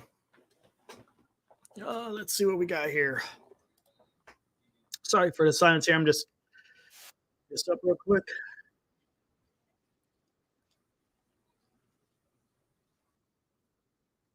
Not a whole lot going on right now, it looks like. I think so, Niner. If I think what's going to happen, yeah, I'm pretty sure that's probably what's going to happen. I was taken by surprise. Usually, the IDF, or we'll just say the government of Israel, they're pretty good at their intelligence. They usually know when weird stuff's going to happen, and they plan for it. But this one was quite interesting. From what I heard, I don't know if there was any truth behind it, but of course, the truth is, yeah, they launched a shit ton of missiles out of Gaza. From what I heard, I guess they were launching them off of ships off the coast, and they had people running around shooting innocents inside Israel. It was pretty crazy. But you're going to probably see a pretty big response come from Israel. It's honestly, I know some of it. I'm not well read, and a lot of that stuff I'm going to say is more conjecture and just kind of my own opinion, and not necessarily what may what may be fact and what may be fiction. But it looks pretty rough over there right now for Israel. They were caught off guard. They got attacked, and now they're going to have a response. Usually their responses are pretty intense. So. Last I heard, I know they got to watch their northern border with Hezbollah, because Hezbollah is Hezbollah and Hamas. They're one and the same, so they're probably going to want to get in on the action as well. I wouldn't be surprised if they do. I would not be surprised if they go in and flatten the Gaza Strip. It wouldn't surprise me. I don't think it'll happen, but there's definitely going to be something. Wouldn't surprise me. Which one do you got it on? Is it just the Gaza skyline? Is that what it is? Here, I'll put the link in the private chat. All right, cool. I want 'Cause I to know it's what, AM not show over there, their right? live chat. The live chat's a little interesting. Oh, yeah. What do we got here? Let's see. So they got 4 cameras on this one. I guess the building just got leveled like 3 hours ago or so in Gaza there. Oh, okay. See, the one in the upper right-hand corner is the one that I had it on. This is I got 4 of them. Wow. I saw them level. They leveled the building earlier. I thought that was earlier. Oh, there was another one that came down. They had the Al Jazeera was on one of these cameras giving a report about it. Oh, no kidding. Wow. Yeah, them getting hammered. Yeah, so these guys flew in on paragliders and started kidnapping people on beaches. I just watched a video of. Man, and you know what they're doing. I don't know if you know about this. You know that it's one tank. But did you see how they took out that tank? Supposedly they used the drone. Yeah. Similar to things of what the Ukrainians are doing to the Russians. So what's also interesting is that you got Syria is at their border right now with a bunch of armor divisions getting ready to do something. I don't know if they're preemptive. They have what they say, the 4th and 7th Armored Brigade or something like that. Where are you hearing that from? Is that legit though, or is that was a legit source in Syria? Yeah, and there's fighting in Lebanon right now as well. Wow. The Israelis have responded with an artillery barrage. On what in the north? Yeah, in the north. Okay, I know that they were worried about that. They were worried about because Hezbollah is to the north. Right. And I know they were worried about that. What is that artillery hitting? Are they saying? No, they haven't said anything. I don't know if it's counter battery or whatnot. I don't know how good their artillery systems are. I imagine they're halfway decent. Oh, the IDF is going to be fantastic. But it's good. This is going to be nuts. I'm telling you, this is going to be nuts. And it all stems. It's all, unfortunately, in that region, it's all. Well, religion. when you draw borders around places that shouldn't have borders, this is what happens. Oh my gosh! Well, I mean, Iraq, Kurdistan. It all started in 1948. After. Yep. Yeah. Well, actually, even before that, I think in World War I, I think they started. It was actually planned back then by not to be conspiracy, but I think it got implemented in like 48. Right. Yeah, it was enacted. The Rothschilds were a big proponent of the drawing of the boundaries around the Middle East and. But now we got this crap. Gracious. Yep. And man, very good, Anthony. Yes, that's one of the reasons why we haven't been attacked. Well, I shouldn't say that. One of the reasons why we haven't been attacked that much. Yeah, we were because we got 2 oceans that are protecting us. But that's kind of, with the advent of all this technology going on, man, that really doesn't do much anymore. These little drone things are. These drones, I'm telling you, I've been watching. Everything. It is. I've been watching it every day in the Ukraine. I'll check out what's going on in Ukraine. And it's no joke what they do with these drones. And now, remember, I said I'm worried about that happening in the United States. You get some crazy guy decides to put an explosive on a drone, and who knows what the hell you can do. I'm looking at that skyline's got so much dust in the air from all the explosions. I see. There's a lot of dust and smoke. The one on the upper left. Yeah. And the upper right as well. Oh, all of them actually. So it's going to be interesting. I know they said they're mobilizing thousands, which is normal. I mean, that's kind of what they do in Israel. Everyone's pretty much a reservist. Yeah, I believe. And they all have military training. Everybody has a service. Everyone. I think there's there's like a selective service, if you will. Yeah, I had a kid working for me who was actually a Israeli Special Forces. Yeah. Hey, Heroku, I'm gonna tell you something right now. You could go past 70 years. This has been going on thousands for millennia. Millennia it's been going on in that region. It's just it's frustrating because you would think here, in 2023, you think, hey, can people talk? But it's so embedded in them with the hatred. Yeah. It's incredible the amount of hatred. I mean, do you see some of the news clips coming out of NATO members such as Turkey celebrating in the streets? Yeah. That's a NATO member celebrating in the streets, because of what happened. I understand if you have a grievance with the government and, you you want things to change, that's one thing. But when you're going and you're just indiscriminately shooting and bombing, I mean, it's just, oh yeah, it's rough. Yeah, that's what happens in war, though. Unfortunately, that's what happens. That's just war. So everyone pays the price, and the people who pay the price the most are actually the civilians. I mean, that's unfortunately that's the nature of it. Tell me one war that hasn't had more civilian casualties than troops. I mean, yeah, exactly. Yeah, that's true. Russia is excellent at cyber attacks. Yeah, they do a lot of that. Yeah, they do. Iran. But supposedly I heard about this, or I saw this on a report. Supposedly the Ukrainians are really good with the whole, whether it's social media propaganda or also the cyber attack stuff as well. They're supposed to be really good at that. So IDF does the same thing. IDF, dude, I'm telling you, those guys that's one of the best military armies in all the world.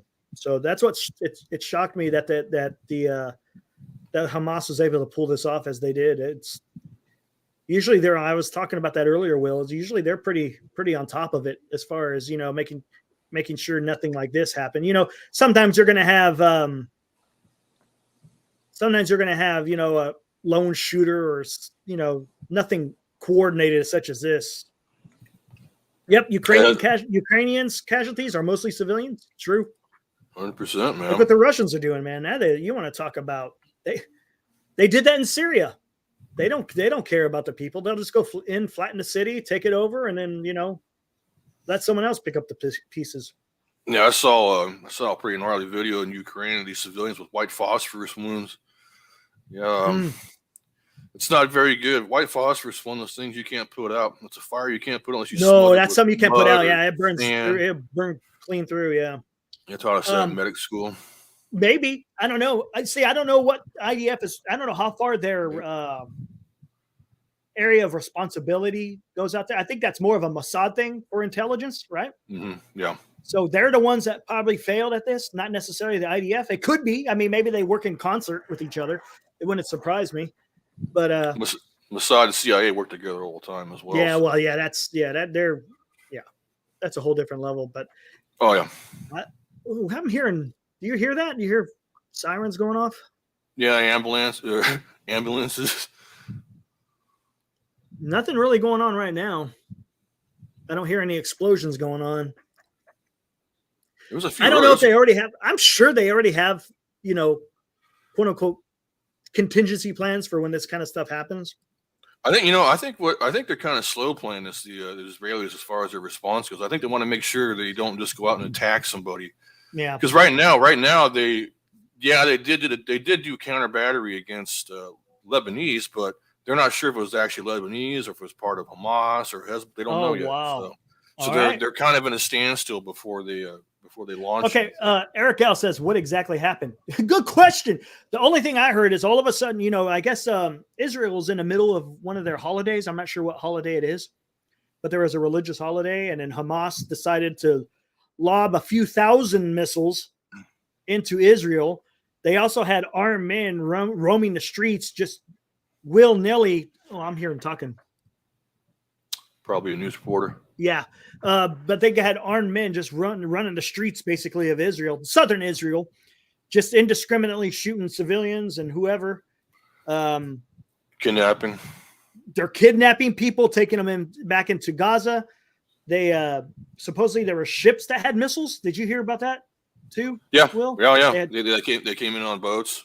So it was kind of an air, sea, and land type of a thing. I'm surprised that they had this much, type of planning to be able to do this. But, I'm hearing it. There we go. I'm hearing it. Don't see it, but I heard it. Yeah, paragliders. They came in on paragliders. See, I didn't hear about that. I know they were using drone. They used the drone to take out a tank, and then they captured the crew. I'm sure they're probably all KIA by now. I just saw this on Twitter where they kidnapped his family, killed one of the daughters, and holding the rest hostages. There's a little boy that's been kidnapped by these people. The last I heard, there was over 300 KIAs and over 1,000 wounded, supposedly inside Israel. That number may or may not go up or down. It's fluid right now. But it's crazy. I mean, this is something that's been happening in the Middle East for as long as history has been around, I guess you'd say, you know. Oh yeah, I mean, geez, it's insane. It's just there is such an intense hatred. Oh, that sounded close. That sounded close. They're turning the camera now. Okay, yeah, it was only about half a mile from these guys. Yeah, that sounds about it. That sounds about right. You can see the smoke I see the there. plume. Like. Yep, I see the plume. These guys on these buildings better be careful because if there's any damn Hamas in there, they're done. Yeah, the press jackets won't see them. The IDF don't give a crap. Ever since the world's been created, Eric, unfortunately. Oh yeah, I mean, with this, this is one of the situations where there's never going to be any peace. No peace deal will ever be brokered. And you heard that Israel and Saudi Arabia were getting ready to sign some type of agreement with cooperation with each other. And supposedly this is what kind of precipitated this attack. That makes sense. They said Iran doesn't want any type of moderate Islamic government cooperating. I was just about to say, what would the response be from the other Muslim states? Right. And it looks like we're seeing that right now, actually. But yeah, I wonder if anything's going on in Saudi. I know Saudi had released a statement, but you know, I think it's more of saving face than anything else. Whoa. Wow, it's okay.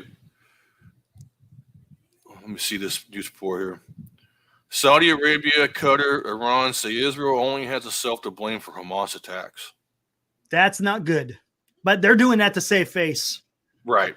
For the other Muslim behind the scenes, though, there may be different. But what they're coming out publicly saying, they got to be careful. Trying to get on the good side before everything goes bad. Let me see what's going on with Syria real quick. Yeah, I haven't heard nothing about the Syria stuff. That's all news to me.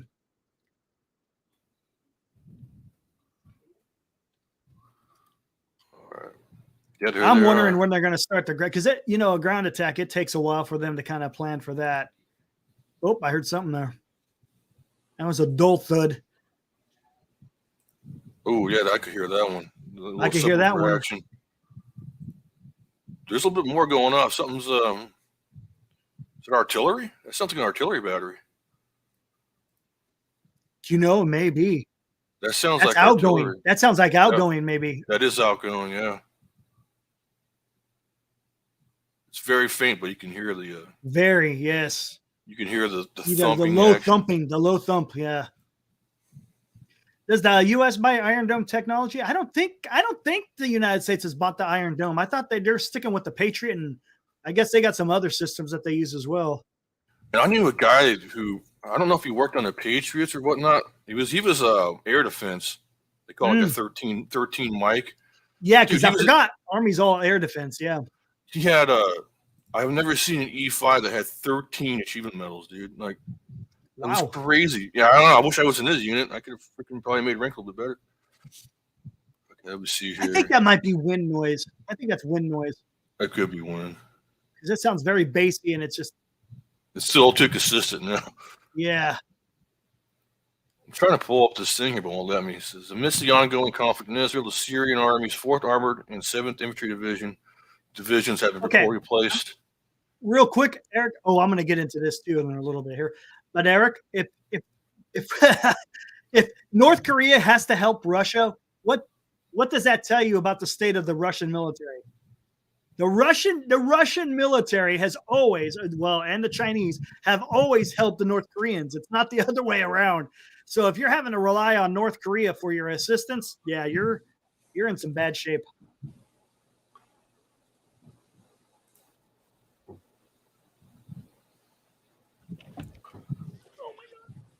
Okay, so they haven't moved to the border yet.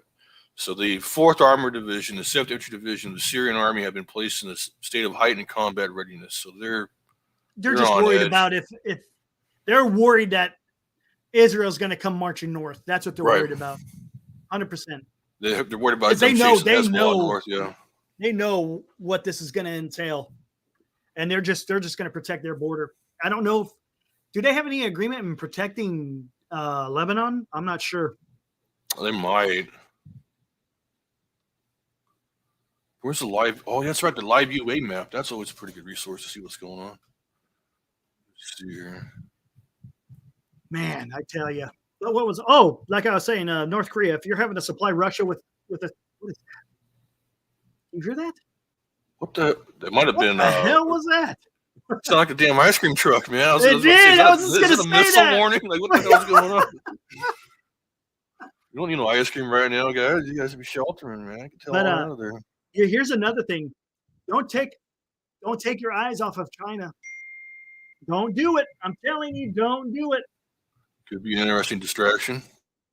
Because that's it. This is kind of what happened before.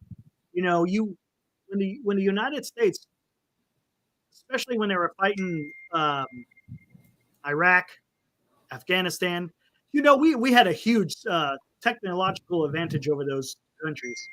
So achieving victory over them wasn't necessarily a huge achievement. Don't get me wrong. A victory is a victory. We've never gone up against a country that has equivalent or if not better type of equipment than what we have, or even on par. You know what I'm saying? No, and that's what China's doing. They're building up their military, and they're trying to get on par with the United States. And if we're not smart about this, you know, we can be up a creek, if you will. So don't take your eye. I mean, that's one thing that the United States cannot do. You just can't focus on one area. You got to be able to multitask. And if you can't do that, man, you're doing a disservice. I'm checking out this live UA feed here. Let me see here. What is it? Oh, UA Press? The liveuamap.com. They usually have pretty good regional stuff. What's it called? Live UA what? Live UA map. Capital UA? No, just lowercase. .com. And what is it? Oh, is that the Ukrainian thing? Or wow. Yeah, you can select the region. So I'm on the Israel-Palestine region right now. Let me hit this. It'll show you everything that's going on like the last X amount of hours. Holy crap! Look at that. Yeah, it's pretty. Hey, how do you get into there's Israel Palestine? Okay, here we go. Yeah, and you just click on the events around there. Oh, and then you can drag it.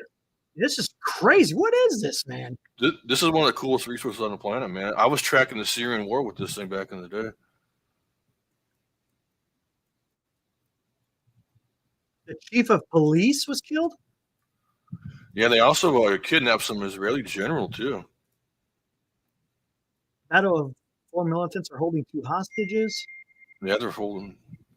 Yeah, I think that's one of their missions when they came in was to grab as many Israeli hostages as they could.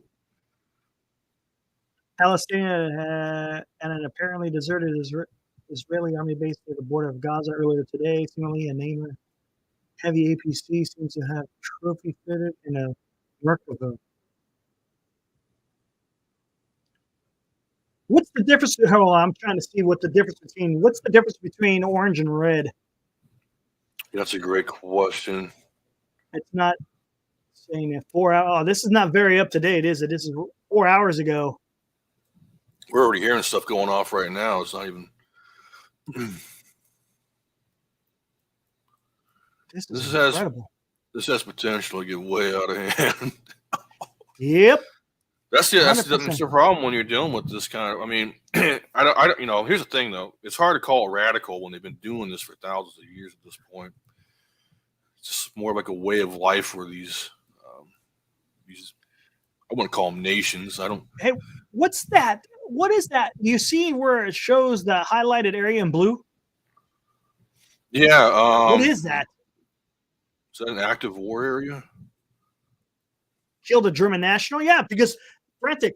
You know, Israel's a huge tourist area, so I guarantee you, there's going to be a bunch of people from other countries who are going to get caught up in this. Man.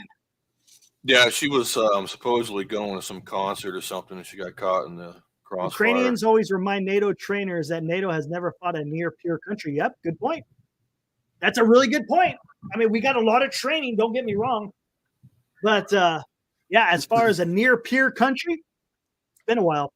But I tell you what, I mean, you still even though the United States have been involved in wars in Afghanistan and in Iraq in the recent past, that's still training that is valuable, even if you're going to face a quote unquote peer nation. Because when bullets start flying, it's a whole different type of situation. But no, that is a valid point. That is a valid point. The issue with NATO training is a lot of it's going to be like more of your command and control type of stuff. Yeah, higher level stuff. Every time we train with those guys on some kind of fuel training or whatnot, it was always higher level. Like when we accidentally thought that a Canadian was op 4, and he was some general. No kidding. Yeah, we cuffed him and everything. Oh, cool. Wow.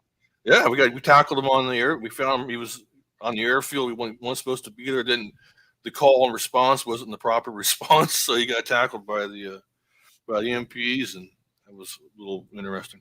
Yeah, I don't know. Good question, Matthew. How was there no intelligence required? Someone was asleep at the wheel. Yeah, well, that is interesting, huh? Because Israel's excellent. Like he says, Israel's well-trained intelligence agency. Absolutely. Well, don't forget, Mossad. They live with this.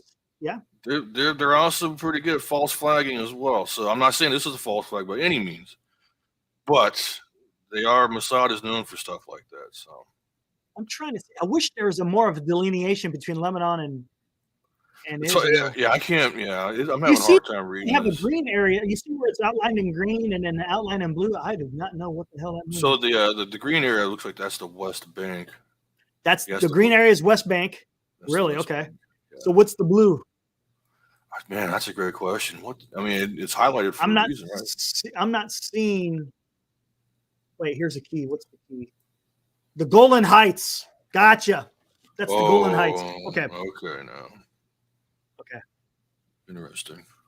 Yeah, there's nothing going on there since, like I said, 4 hours ago was the last thing where it says fighter jets in the sky over southern Israel. Let me see if Agenda Free is still on. That guy's a pretty good source sometimes.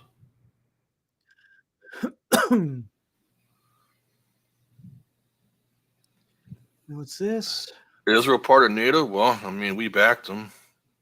As much as I disagree with that, my personal opinion. Wait, what's going on? I missed it. Where we got? Eric's talking about if Israel. Well, is Israel part of NATO? No, it's not. No. NATO is only, European nations. That's it. I think they should be able to defend themselves, as far as I'm concerned. Where am I at here? Palestinian President Mahmoud Abbas chaired an emergency meeting. I think they had one today for us too about whether if we were going to potentially send some. Who we got out there? Who's the? I hear something. I hear jets. Oh. You hear it? Yeah. I hear it. Get ready to hear some booms. And they're about to find out what the 21st century is like. Ugh. Let's hear it.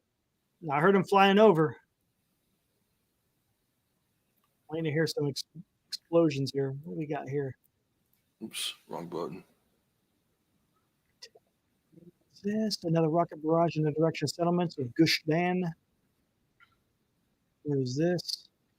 Violent confrontations erupt between youths and forces at the northern checkpoint of the city of Qualia. They're taking a while to respond. They may be planning. I don't know. I don't know what's going on, man. Seems really strange. I think they're trying to be cautious about this because there's so many players involved in this. I don't know. Potential players.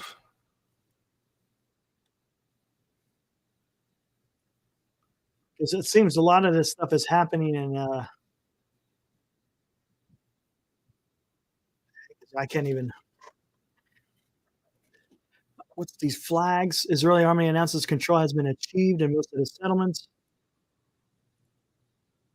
It's a military network, man. This is incredible. So Matthew, there's a YouTube channel. It's called, I'll type it in the chat. Let's see. Okay, hold on. Let me we got this on Let me copy it. Let's see if it will show in here. Paste. This is the YouTube we're watching. It's just got some live feeds from a bunch of rooftops. And then we got this. I'm just it's all old information right now, but it's kind of useful just to it maps out the different things that are happening. Kind of interesting.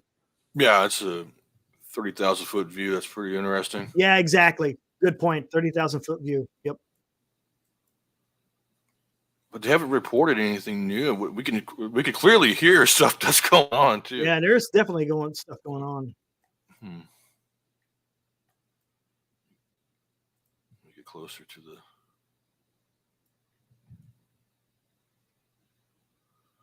Yeah, this is what happens when you draw borders around things that should not have freaking borders, man. It makes me wonder if they're going to go in heavy with their ground. I don't know. They might with their tanks. Can you wake up Dan and ask him if Moses really parted the Red Sea?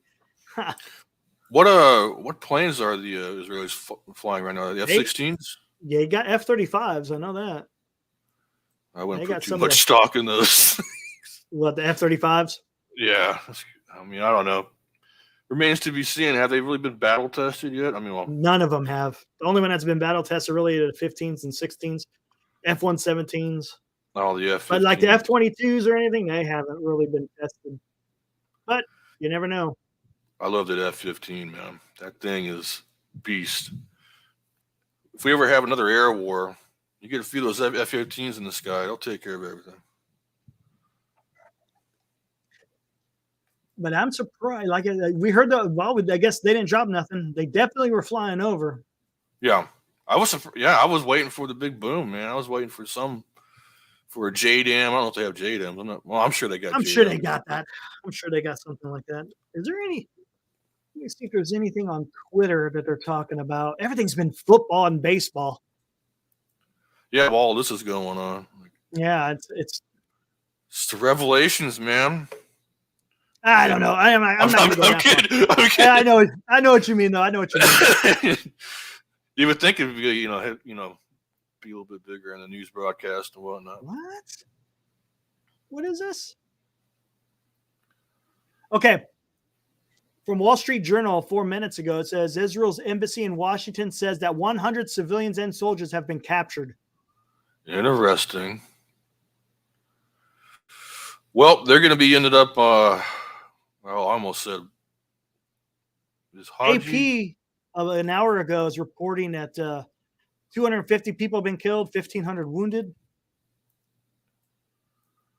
Yeah, that's how you end up on Haji Network, getting your head cut off. Hopefully, it's going to be bad. Oh. Israel has struck 426 targets in Gaza. Oh, my goodness. Yeah. But have they done any damage? Is any reporting? Well, no. There was a guy on Al Jazeera saying they killed like 12 people in Gaza so far from the airstrike. As Associated Press reporting 6 minutes ago, Israeli military also said 26 of its soldiers have been killed in the attacks. 2 hostage situations have been, quote unquote, resolved. They did not say whether all the hostages have been rescued alive. Wow. Let's see what else we got here. I heard that. Exchanging for Palestinian hostages? Yeah, you're probably right about that, Haruka. Yeah, they'll do that. Dan starting JT, huh? He's not afraid of a snap count? You're not afraid of a snap count, Dan? Or if he runs to a wall and snaps his ankle again? I want to see some. Wall Street Journal says you can follow. Let me see what this is. You know what? Hey, Matthew, I think we don't have Pathfinders anymore. If I remember correctly, they closed that school. What? Pathfinders? Yeah, I believe they closed the Pathfinder school. Just about when I was getting out, I think. Maybe a little bit earlier than that. 2000. Wasn't Path? That was like Vietnam stuff, right? Yeah, that's where they teach you how to do sling loads and whatnot. And what's up, Mo? You get taught that anyway. No, it's not. Not at all. Not at all. Yeah, that's kind of where we're falling right now. It's getting interesting. I bet you. I bet you Beal is up on what's going on. Wouldn't surprise me one bit. There's a U2 over there right now, man. Oh yeah, I know there is. Guaranteed. The E6B Mercury is already up, and those things fly 24/7. E6Bs. That's what I want. That's the plane that I wanted to fly when I was a student. What, the E6? E6B Mercury. Yeah, the spooky plane. That's the damn Intel plane. There's always two in the air at every. The E6, yeah, that's the flying command post if anything happens. Yeah. Yeah, there's always two in the air at every time, any given time. Why? What the heck does it say? It says to follow and I hit it, but I hit it in there. Let me see what. Let me hit this. Oh, it is live coverage. Here we go. What's this? Last updated.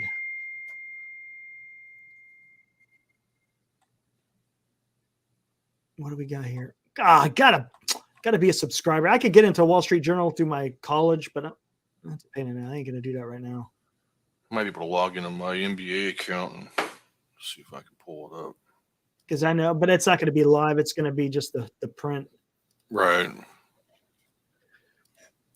Yeah, that's for sure. Beal's always had. Yeah, trust me. If we want to know what's going on, we'll find out. Oh man. As MF would say, what a mess. What a mess. MF and his trolling us in the comments and whatnot. I know that's him. Of course it is. And his trade trolls. He hasn't trolled me yet because he knows I probably won't just ignore it. I'm a little nervous about this week, man. I don't need to change the topic real quick, but man, I'm a little nervous about fantasy. Yeah, it's going to be the buys. I'm telling you, buys and injuries, right? Yeah, I just got hit with an injury bug. Amon-Ra St. Brown's out. I got a running back that's got a bum leg, and then Trox got a running back with a bum leg, and then T. Higgins is out. So we're both a little hamstrung. Trox got an edge on me. He might take this one. I'm gonna try starting Burrow again this weekend. See how he does in Arizona. Where's he? Let me see where he's ranked at for. I think they're projecting him to be okay. You know, here's the thing: like that guy's not going to be Dookie for the rest of the season. No, exactly. He's gonna be just fine. It's a matter of time, obviously. So they got him ranked at number 14, just above Stafford, and he's playing Arizona. Against Arizona. Yep. Arizona's 28th in pressure rate and 29th in blitz rate. Oh, watch him go off. If this is a game to go off, this is the game to do it. Yep. Okay. See, I refreshed, and now this is a lot better. Hold on. What, the live map? Yeah. What the hell did I just do? There we go. A minute ago, the Israeli army closes the cities of the West Bank, cuts off a number of roads between them. Huh. Okay. 2 minutes ago, the Israeli army, in response to the Hezbollah attack from Lebanon into Israel, Israeli army artillery struck targets in the area. There you go. An Israeli army UAV also struck Hezbollah terrorist infrastructure in the area of Mount Dov. The Israeli army has taken preparational measures for this type of possibility. Will continue to operate in all regions. Jeez. See, that's not good. If they continue to attack Hezbollah, don't forget Syria's got a bunch of Hezbollah attacked first, from what they're saying. In response to a Hezbollah attack, that's when they started shooting off the artillery. That's even more interesting. Spokesperson for UNIFIL announced that the peacekeeping troops affiliated observed the firing of rockets from southeastern Lebanon toward Israeli-occupied territories. Israel also responded with artillery fire. A short while ago, 10 minutes ago, I bet you this is the explosion we saw. IAF fighter jet struck a compound belonging to the head of the intelligence department in Hamas terrorist organization.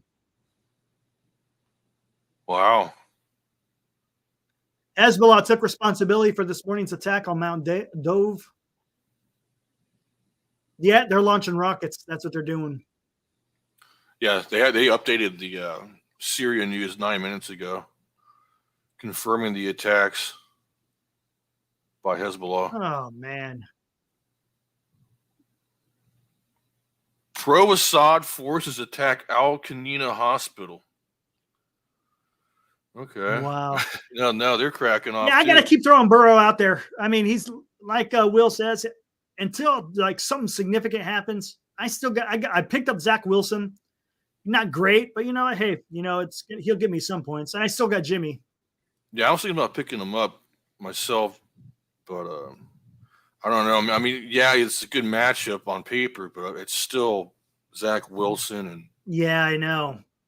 But that Denver defense isn't all that great either. But then Breece Hall. I mean, I know they say he's not going to be on a snap count anymore, but he just doesn't look right. I mean, and not only that, but when you're behind like that, you feel like you got to throw the ball all the damn time. So yeah. I mean, who's to say if Denver? I mean, I don't know. I think Denver could pull this one out. They're going to have to. I mean, the Sean Payton one looked like a schmuck when he loses to Nathaniel Hackett, the same coach that he was talking crap about over the offseason. Oh, that's right.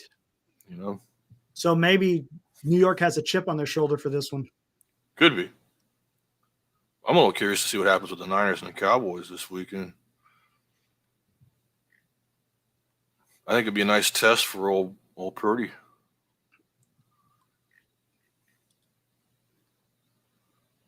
Nothing else going on. Let's see. I was going to pick up Wilson and start him. Yeah, I was thinking about it too, but I didn't want to get rid of Mac Jones just because I need a decent backup quarterback for when my guys go on bye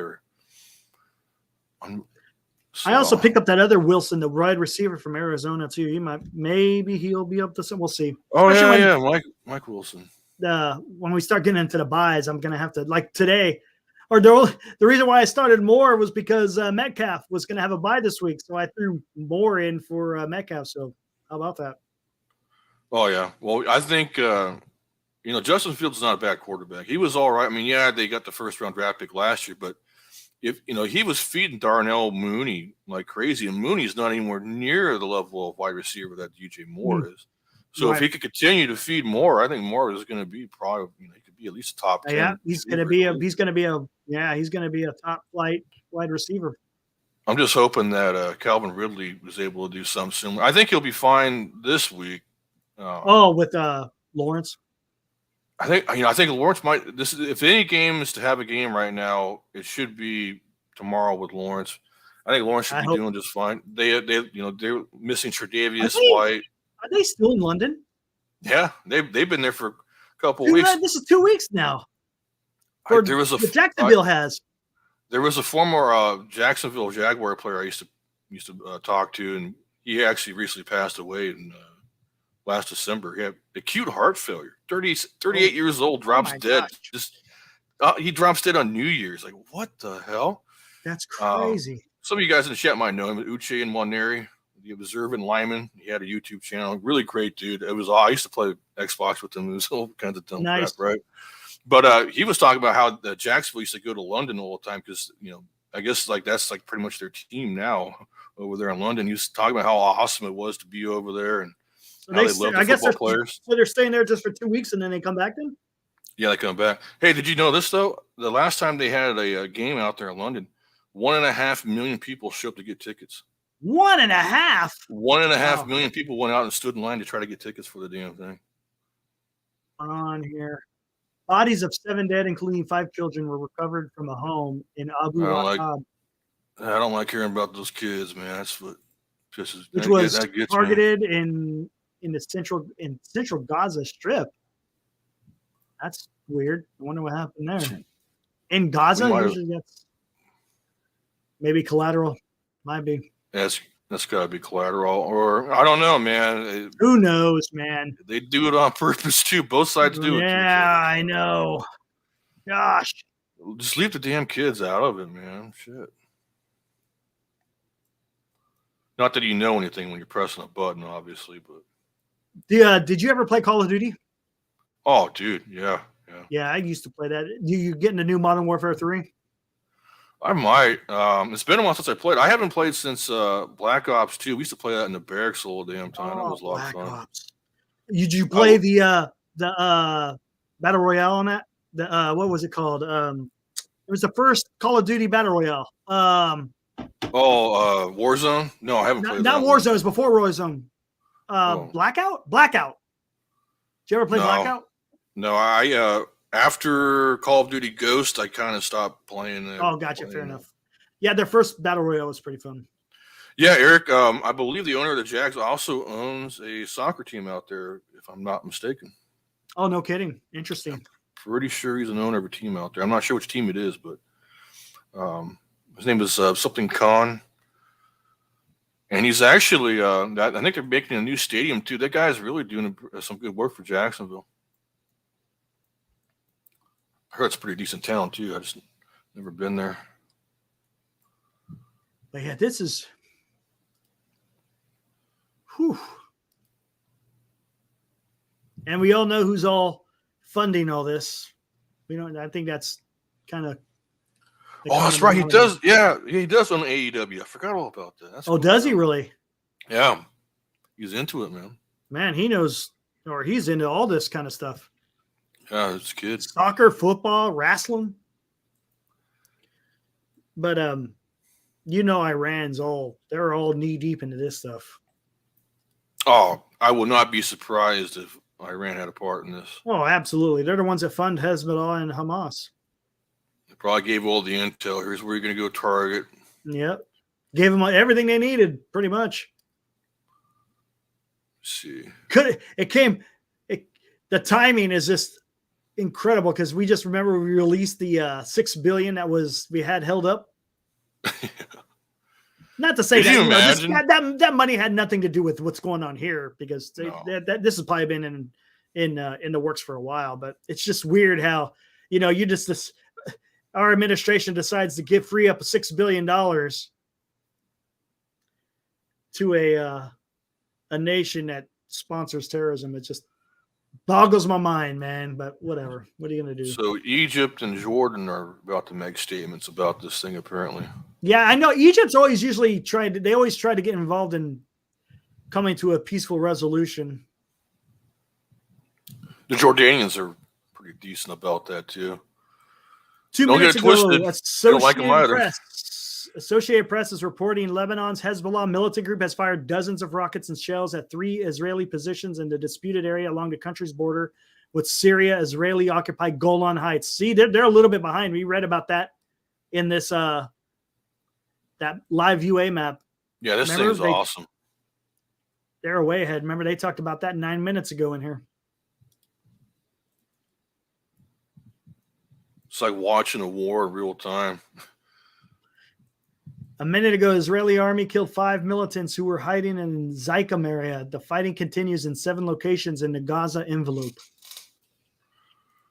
I'm back. All right. Cool. Got to plug in my phone. Yep, we already know. Guess who gave Iran 60? Yeah, man, we're just giving all kinds of money away lately. Jeez, well, it was their money. It was it was being held up. You know what I'm saying? It was sanctioned. Yeah. So it's not necessarily, it's not our money, but they're able to get access to the money that we had withheld from them. I'm still pissed off about our response with Maui. I mean, instead of giving money to Ukraine, also, I'm going to go ahead and say I think there's some money laundering action going on there. But you know what makes me? It totally just confuses me, and I don't understand this. We're the United States of America. We could do both.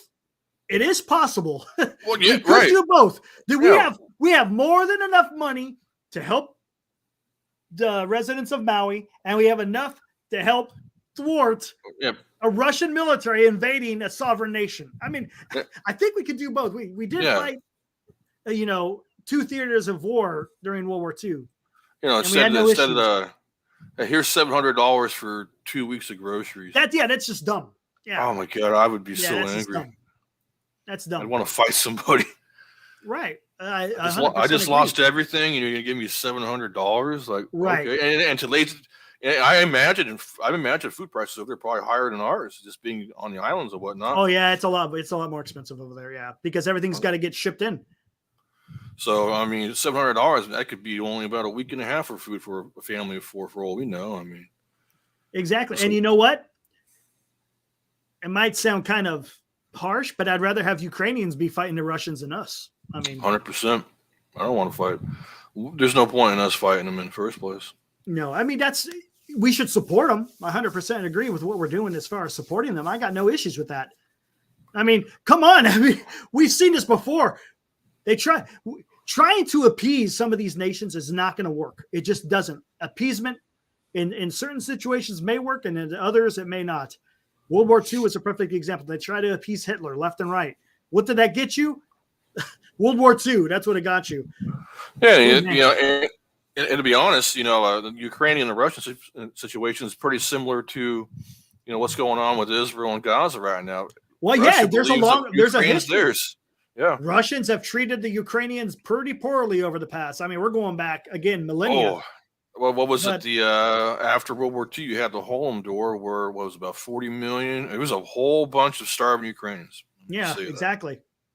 And Ukraine is supposed to be the breadbasket of what it used to be the Soviet Union. Right. The Holodomor. How many? There was a Holodomor. Let me see what the. And even before that, I mean, Russia was an ever expanding country, and they swallowed up anyone that was near them for the sake of, increasing their land. What do we got going? Ooh, here we go.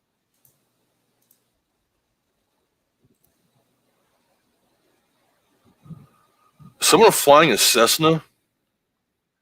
Say what? On one of those live feeds, it sounds like some brave soul was like flying a Cessna around. It might be a drone. Listen to this. The Israeli army has begun evacuating residents from the Gaza Strip who live up to 4 kilometers from the border. Ooh, they're getting ready. Adios, amigo.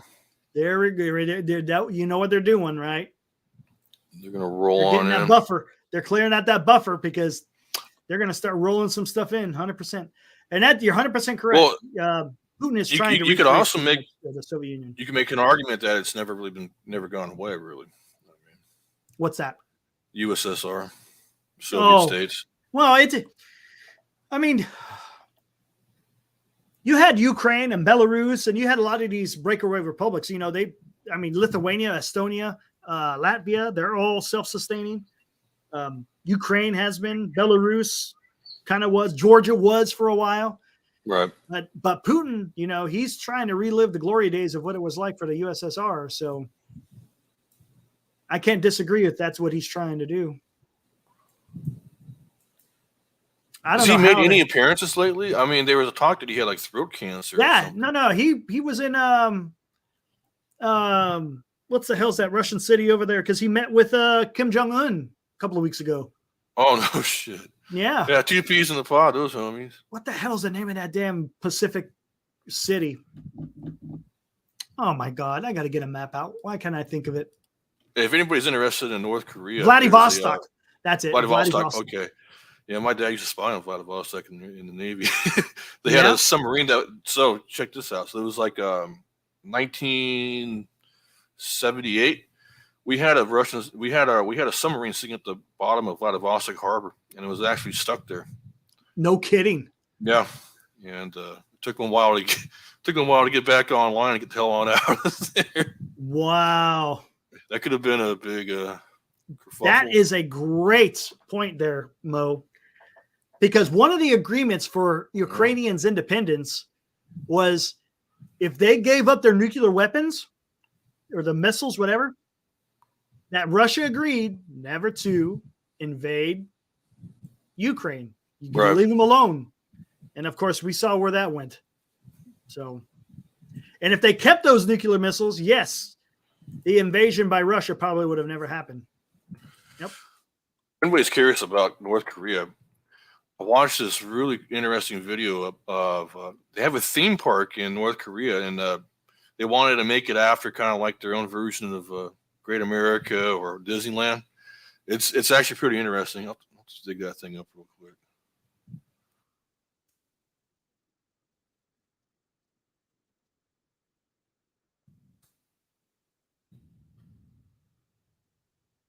Yeah, it's called Inside. Wait, no, is that the one?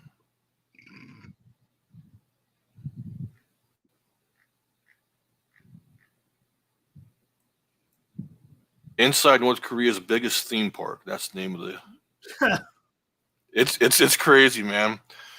You're talking about Prigozhin? Yeah, you knew. Yeah. You saw the writing on the wall. I don't know why he decided to go back up to St. Petersburg and Moscow.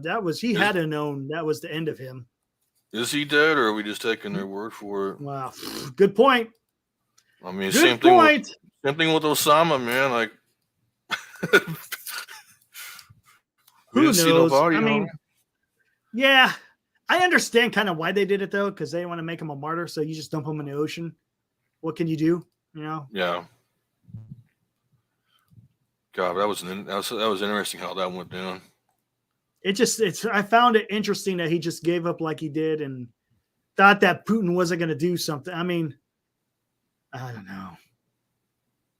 But I think there's going to be a large ground operation that's going to happen. If they're clearing up residents, up to 4 kilometers from the border. Oh, 100%.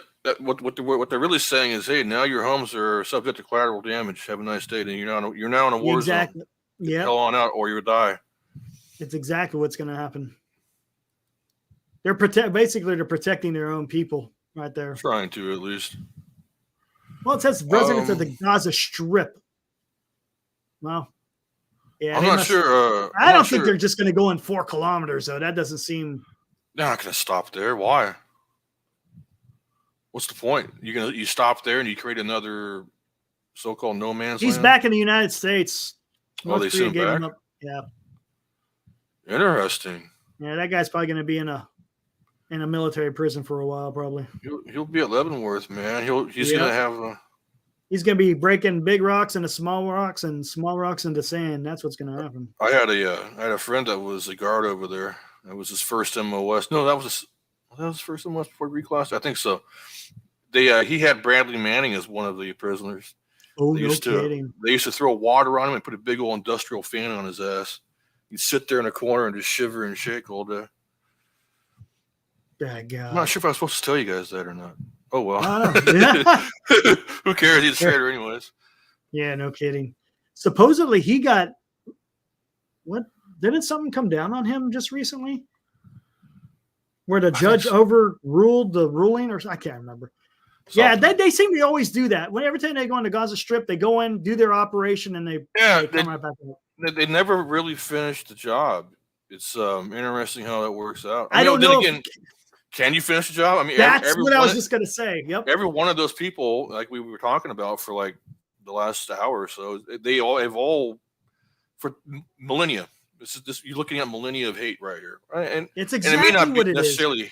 It may not necessarily be hate. It's more religious fueled than anything else. Oh, it is. It's just when you're taught that at a young age, and you grow up with it. I mean, you get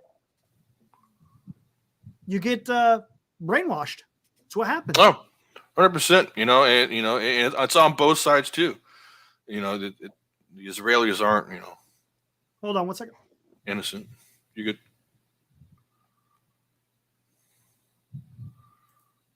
Yeah, he was a traitor, Haruku. That guy was a giant piece of dookie. I can't believe they let him get away with that.